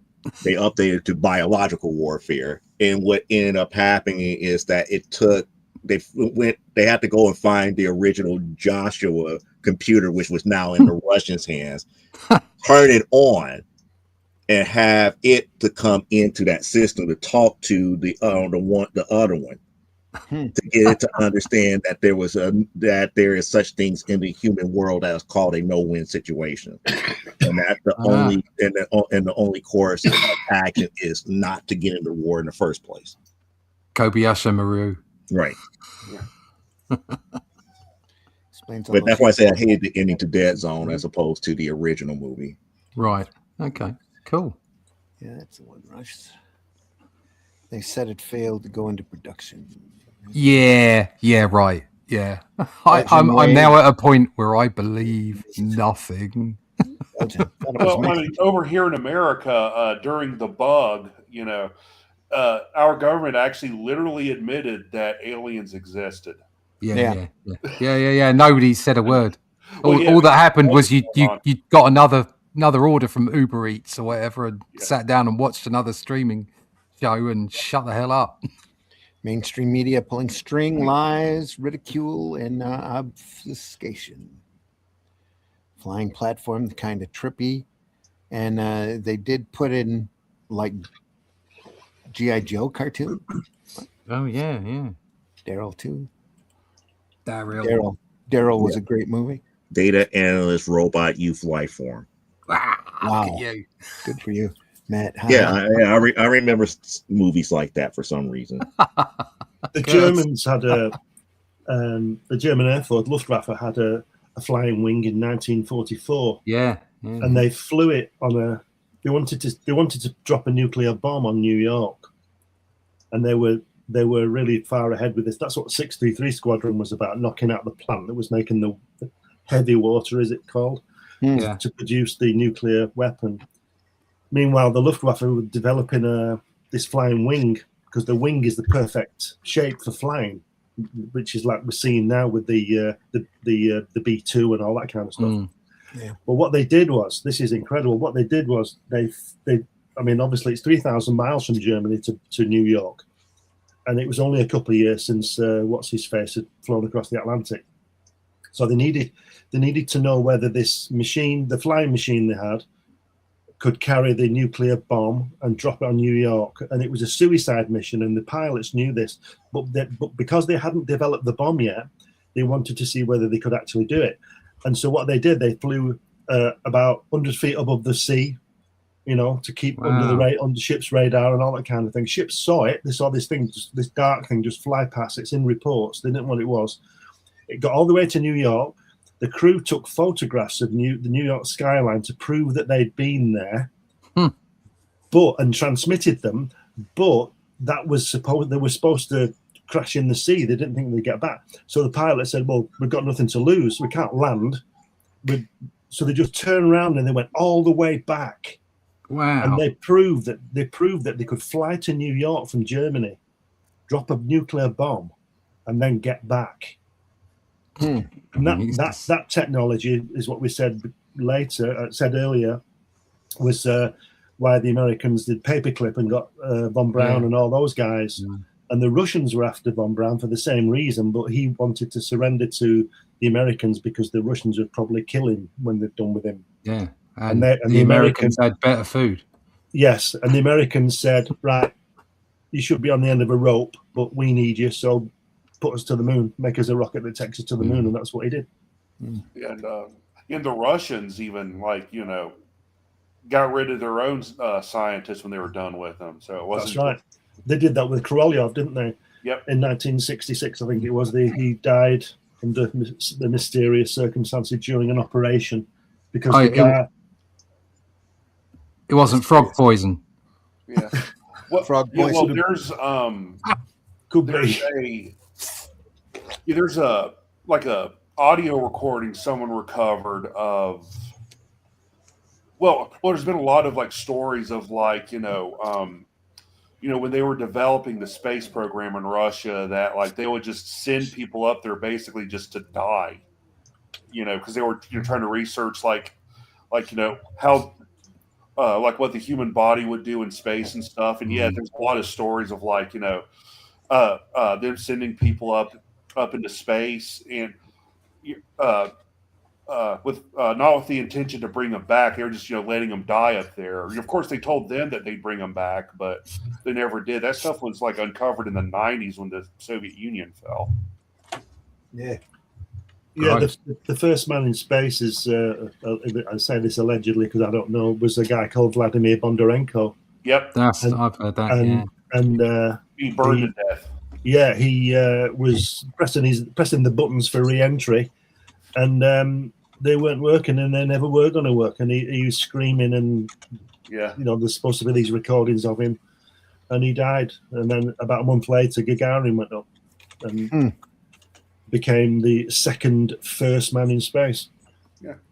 See, us Americans, we actually, one of the first things we worked out was how are we going to bring these guys back? Yeah, that was right. Well, that's what Kennedy said, wasn't it? Bring him safely back. Yeah. Apart from those guys in the Gemini capsule. No, the Apollo fire. Was it the Apollo fire? Yeah. The Apollo fire. Yeah. That was systems malfunction. That wasn't. They were on the pad. There's theories about that. The family said that he was screaming, saying that it wouldn't work. It wouldn't work. No, that was Gus Grissom. He was saying that the reason what it was, they were going to launch that was Apollo 1. Apollo 1 in about 3 weeks' time, and it was a full up, call it plugs out test. They were actually on the top of the rocket. They didn't have fuel in the rocket for obvious reasons, but they were on top of the rocket, and they were doing a simulation of the launch. And they couldn't. The radio kept failing, and Gus Grissom said, "How can we get to the moon if we can't talk to somebody 30 feet away in a little bunker thing?" And then there was a flash fire. They were in 100% pure oxygen atmosphere, and as you know, the flame just went woof. Just whoosh. And they died. They couldn't get them out. But in fact, they within about 5 minutes or so or less, they were already dead. They asphyxiated. Yeah. The temperature inside the capsule was about 3,000 degrees, which is more than when you are cremated, and about half the temperature of the sun's surface. Bloody hell. And the capsule cracked. It was that hot, and that it just cracked the capsule, and they were long gone. They were gone after 30 seconds. They just that's right. It wouldn't have taken long, would it? No. The beginning of the movie Apollo 13, that's what it opens up with. Yes, it does. Yeah, that's right. Yeah. Yep. Al Davis says if AI is sourcing 90% BS and 10% on the internet, then it will produce utter BS ad nauseum. Yes. True. Yeah. And just for the record, if Gus Grissom hadn't died in Apollo 1, he probably would have been the first man on the moon, because he was from the Mercury lot, and that's why Shepard was able to swap Lovell's flight. Lovell should have been on 14, but Shepard needed more time on the lunar module simulator, so he swapped flights, and Lovell went earlier on 13 and nearly died. So, well, they wanted a Mercury astronaut to be the first on the moon, and there were only 2 left. There was Gordon Cooper, but he fell out of favour, and it was either going to be Grissom. Shepard was grounded because of this Meniere's thing in his ear that he didn't have any balance, he'd fall over. So he was grounded for the Gemini flights. And he and Deke Slayton chose the cruise. So the last remaining Mercury pilot who had a chance at that point was Gus Grissom, and he died. And then later, Shepard's ear problem was fixed, and they gave him Apollo 14 when he landed on the moon. Mm-hmm. Yeah, I still like the story of Alan Shepard being the first American in space. I don't know if y'all heard that story. He was in like the capsule or whatever, and at that time, what they did was they put the astronaut in the, I guess you call it, cockpit, and they would build the ship around them to go up in space, and they had planned on every like possible scenario of like what could go wrong and stuff, and they were waiting to go up, waiting to launch, and Alan Shepard radioed, "I have to go to the bathroom." That was the only thing they did not think of. And if they would let him go to the bathroom, they would ruin the whole plan, because they'd have to unbuild the ship and build it back later on. So they were just like, just go in your pants. So but he only did a suborbital flight, so he was only up there 15 minutes anyway. So he could have waited, couldn't he? It's just funny. Like the first American in space went up with wet pants. True story. That panel is bloody amazing. It's bonkers, the big one. It? Yeah.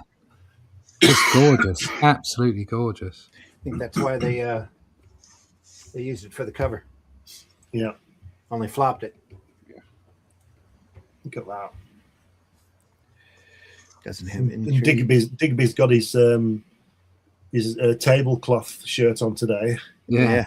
With his Chelsea shorts. Well, he likes to mix it up. Yeah. Should be trained on published materials in science journals, etc. Was Matthew Broderick in the sequel? Probably No, not. he was not. None of the original cast was in Dead Zone. They were only mentioned periodically. Sounds like you're talking about Colossus, the novels with the Russian AI and the American AI stuff. AI, I mean. Colossus wasn't. Oh, that was Made for what TV. was the name of that? Yeah, there was a movie, wasn't there? It was made for TV, just like Dead Zone was not made for the theaters. It was a made for cable movie. Yeah. Okay. That Colossus film, that was a good film. I enjoyed I that. saw an amazing video a couple days ago of a 3D printed flying wing, remote controlled, about 3.5 feet wide. Flew brilliantly. Could have been easily mistaken for a UFO from a distance. Yeah. Yeah, they still haven't explained the spears and the Tic Tacs that are flying around. So, Van Braun and the Black Knight satellite. Yeah. Von Braun and other scientists continued to communicate to those in Russia. Got caught. Nothing happened. Yeah, we got politicians like that. Yeah. Can I go? I go to living room nuclear USA Times? What? What? Sorry, Ninja. He probably got to oversee Nuketown, USA.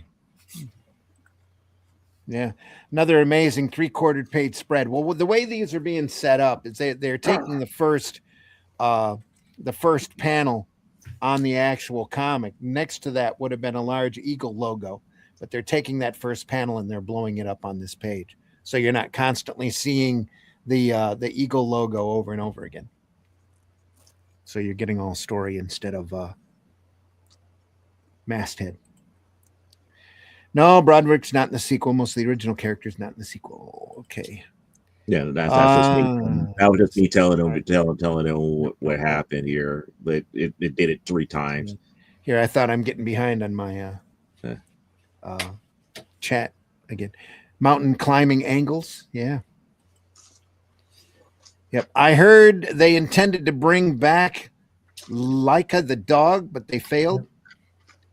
And so they said they planned for her to die in space because they didn't want to admit failure. Oh no, they were talking like ahead of time. They were not bringing her back. That's not. Yeah. They didn't say that later. That was known ahead of time. She died. Laika died. The cabin grew too hot, and she basically went to sleep. She died after about 20 minutes up there, and then obviously re-entered later and was cremated. One of the Russian space dogs was Belka. She made it back, and her puppy Pushinka was given to the Kennedy kids. Delicate way of life. Space. I found Gus a really interesting guy. Everyone should buy a copy of The Dark Side of the Moon. Okay, Matt. Yeah, that's my book. Underwater First Before Space. The Ninja says it was a great read. I've read it twice, Matt Black says. Same as Gordon Cooper. The top left panel should say here, hold my beer.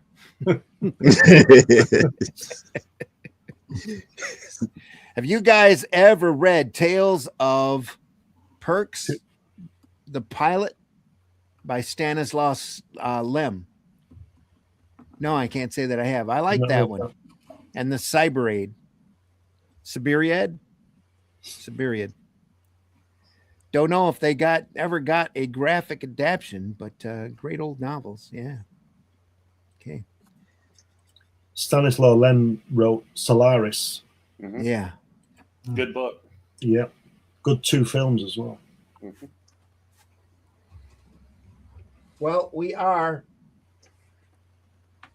quite a ways into the book. Shall we hold off until next week? Yeah. Yeah. Yes. Yeah. Mm-hmm. And whatever, when we finish this up, we'll just jump right into volume 2. Yeah. All right. Some great stuff. Well, sorry, folks, today about the glitch, but it happens sometimes. Just bumped my microphone and knocked it off the air. Had to reboot. But really glad you stuck with us and you're still with us. Hit that like button if you can. Everybody that's watching, we're getting some pretty good numbers this morning. So we just love looking through this stuff whenever we can find it and have all the equipment work almost right. Nice. Cheers, guys. AI Davis, thanks. Or Al Davis. I should say, is that an L or an I? He said squinting. That's an L, Al Davis. All right. We're going to pick it up there next week, folks, right where the illustration matches the cover.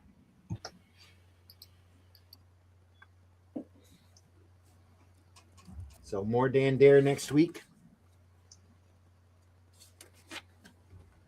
There we go. The Man from Nowhere. Dragon's Dream, Dan Dare, Volume 1. More coming next week, folks. Is that looks like a falcon or eagle? Is that like Dan Dare's symbol or something? That's the the Eagle comic. Eagle Comics. logo. Okay. Yeah. I was way off. That's that'd be like the DC Bullet or the Yeah. red Marvel Square.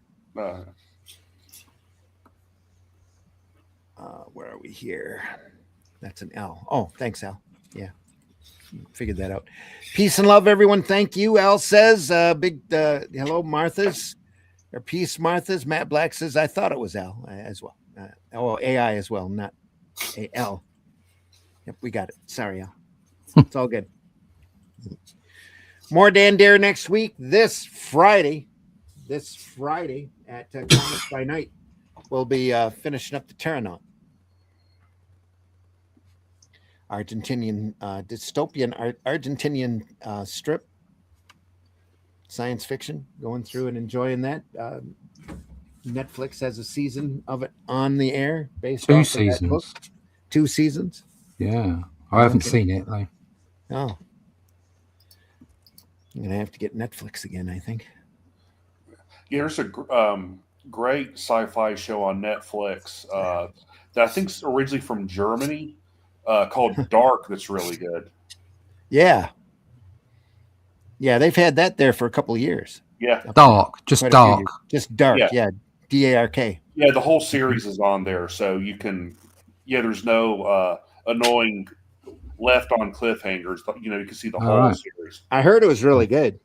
It is Everybody's review of it says it's What is it? it's really Horror or kind of like dark science fiction. You know, along the lines of like maybe X-Files, Twin Peaks Right. kind of deal. It's this town in Germany. There's a cave that I'm not going to give it away. I'm just going to say weird stuff happens. oh, cool. Yeah. Okay, well, we all love weird stuff, don't we? Yeah. weird stuff.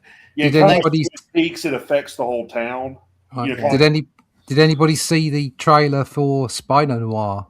Isn't that wild? Oh wow! I'm not into multiverse. I don't like that kind of stuff. I do like Elseworlds, so the concept of different stories. But I have to say, yeah, Nick's got me. I'm gonna have to watch that.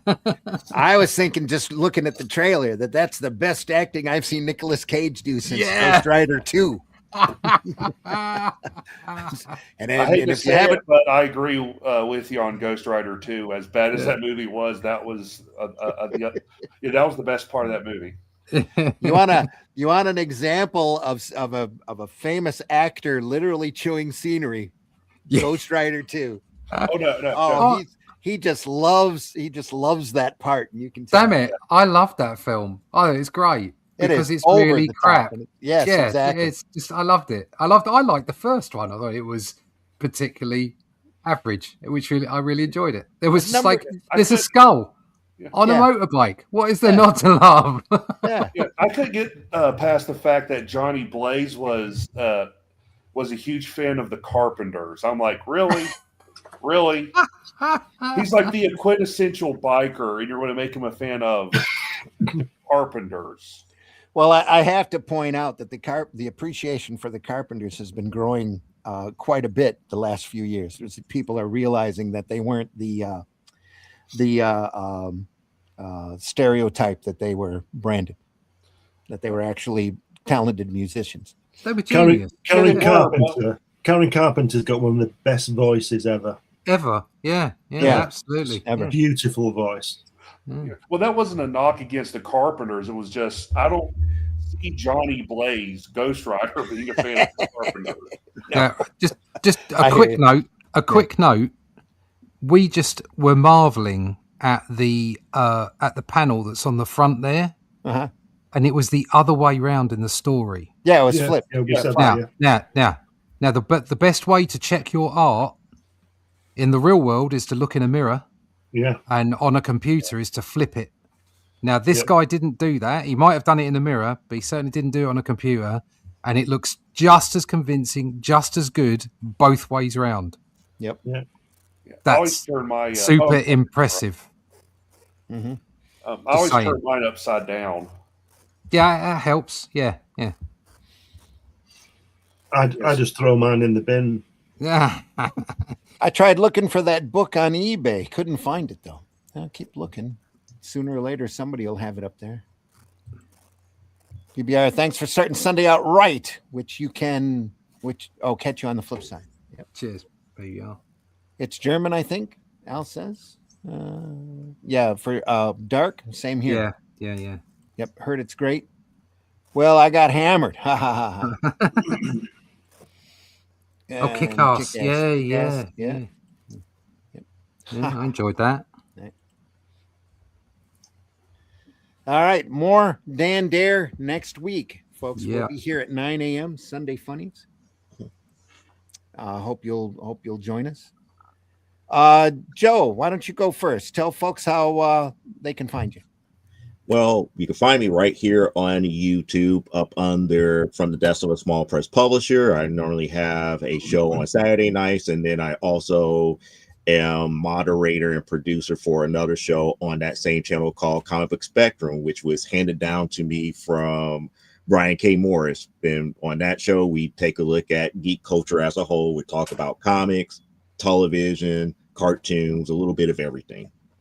So that would be the best way to get in contact with me. Or if you need to look at the books that we produce here, you can always go to sequentialstudios.com. That's X as in Xerox, I as in India, G as in George, E as in Edward, N as in Nancy, C as in Charlie, Y as in Yankee, studios.com.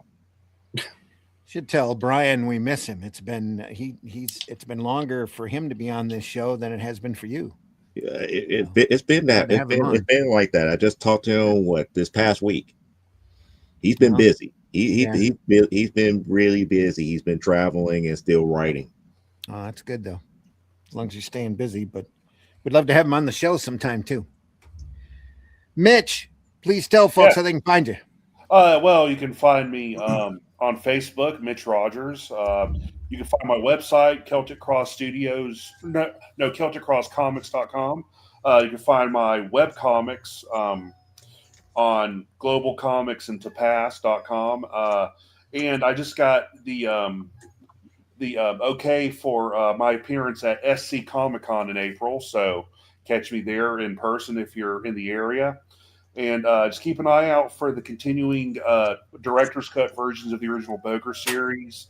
And keep an eye out for the collected edition with extra material when the whole thing's done. All right. Russ, please tell folks how they can find you. Yeah, you can find me at russleach.com. Go there, sign up for the email list, and we'll tell you, when these great books are next out. There you go. There's a nice one. Really enjoyed them. It's great cover that is. You want to get the Atlantean, find out when we're coming out, when the next book is available, and any more news, go to russleach.com and sign up for the email list. All right. Yeah. Glenn, please tell folks how they can find you. You can find me on Amazon mainly. All my books on there. There's 12 books on there, different subjects and stuff. Magazines, all kinds of stuff. But you can find me on this program and on Fridays with Randy and Russ usually, and other people come on occasionally. But yeah, just put my name in Google and something will happen. And hopefully by next week I'll be better. I don't have a cold. I'll be back. And he'd be back and read Comics Unlimited. Yeah. Hope you feel better real quick. So do I. Thanks. Folks, I've been your host, Randy Zimmerman. You can find my work at The Atlantean at Amazon.com. If you go over to the Amazon.com and put my name in, you might actually find War of the Worlds Infestation from Caliber Press, too. Real happy with that story. It's a story I wrote. It's an updating of The War of the Worlds by H.G. Wells. Only 100 years later, the Martians have figured out how to beat their little bacterial problem. So they turn it into turn it into an actual war as opposed to a rout, and then end up dying because they were breathing the wrong air. So dose of penicillin. Yeah. Dose of penicillin. They found the cure of NyQuil and Robitussin. Kind of, yeah, pretty much. Yep. But other than that, the Atlantean folks over there, Amazon, Barnes and Noble, criticalblast.com has it as well, and stay on the lookout on fundmycomic.com. In early March, we'll be running the campaign for the 4th issue over there. For more information, go over to russleach.com and sign up for the email. Leave your email address, and we'll send you that newsletter. We won't bombard you with a lot of unnecessary spam, just information to keep you up to date as to the progress on our work. So go over there. Folks, we deeply appreciate everybody that stops by, even you guys that stop in after the fact. We really appreciate you. There it is. We really appreciate you as well. That's got some great artwork in there by a German artist named Horace. I've not read it yet, but it looks pretty good when I flick through it. Yeah, really happy with the very pulpy story on that. Really happy with it still. So thank you. Folks, folks, watch us after the fact. We deeply appreciate you. Even no matter when you're watching us, hit that like button, leave a comment. If there's some comics that you want us to take a look at, please leave that suggestion. We will take it under advisement. We are archived over at the Comic Book Black Belt YouTube channel, the Randy Zim YouTube channel, it's ZIMM, and the Indie Comics Network YouTube channel that has all of our programs there. We've been doing this for a couple of years, a wide variety of material that we invite you to look over and enjoy. And we just sit there and talk just like we did today. Not very often you get a big glitch, like my microphone goes out and I have to reboot my whole computer and all that. But there are some glitchy programs in there. I promise you, you just have to find them. So other than that, folks, we do this because we love it. We love looking through it. We think it makes us better creators. It inspires us to work. We're not here begging for money.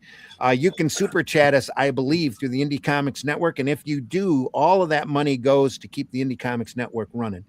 So feel free to do that. But if you really appreciate our talks here, our podcast, we ask that you buy our work and that you enjoy that and let us know what you think. So, and that we hope that you'll be as entertained by it and enjoy it as much as we did bringing it to you. Go visit your local retailer because you never know. Go visit your local bookstore because you never know. You might find it. You might find there. You never know what you're going to find until you look. Especially at your local comic shop retailer, take a couple of hours and go through those boxes that might be a little dusty. You'd be amazed at the gems that you're going to find in there. There's so much great comic book stuff just sitting out there for you to discover. And if you need to be reminded how great this hobby is, go back into your collection. Don't be afraid to go back through there, read through that stuff, find the works that you read, that you loved when you were a kid, and then tell people about it. You don't have to be trolling and negative all the time on these antisocial platforms. You spread a little love. A little positivity goes a long way. So let folks know the comics that you enjoy so that they can enjoy them as well. Give comics as gifts. Make great gifts. Graphic novel, good self-contained graphic novel. You never know what you could inspire. So other than that, folks, again, we deeply appreciate you being here. We will see you on Friday at 5 a.m. as we go through the Extronaut. We'll be back here next Sunday for more Dan Dare. So other than that, we wish you well. Have a great week. And That's for Tanya. Be good to each other. Take care. Do you draw the Flintstones naked? There's a market for that. Hi, y'all. It's time for Appalachian Word of the Day. The word of the day is juicy. Lord, juicy the size of the antlers on that deer? Juicy, Glenn. In the time before Atlantis sank, when the lands of this world were savage and untamed, one man would claim his destiny, seizing his place as a king. After defending his throne and learning the devastating truth of the Serpent Kingdom and its deadly cults, King Kull in his right hand ruled the Spear Slayer, make a solemn vow to hunt down and destroy the hidden empire of these serpent demons. These are the tales of those journeys. This is the Atlantean. Tales inspired by the brilliance of Robert E. Howard, featuring his first barbarian characters as introduced in the pages of his classic tale, The Shadow Kingdom. Each volume contains beautifully painted covers and around 50 pages of original black and white art and story, featuring classic sword and sorcery adventures you don't want to miss. Join us on these epic adventures and sign up now for news with the email list at russleach.com. Bring your axe and prepare for battle. And who's your favorite Marvel Comics hero? Mine is Superman. Remember the motto? With great power comes great responsibility. Who's your favourite new? Sigourney Weaver.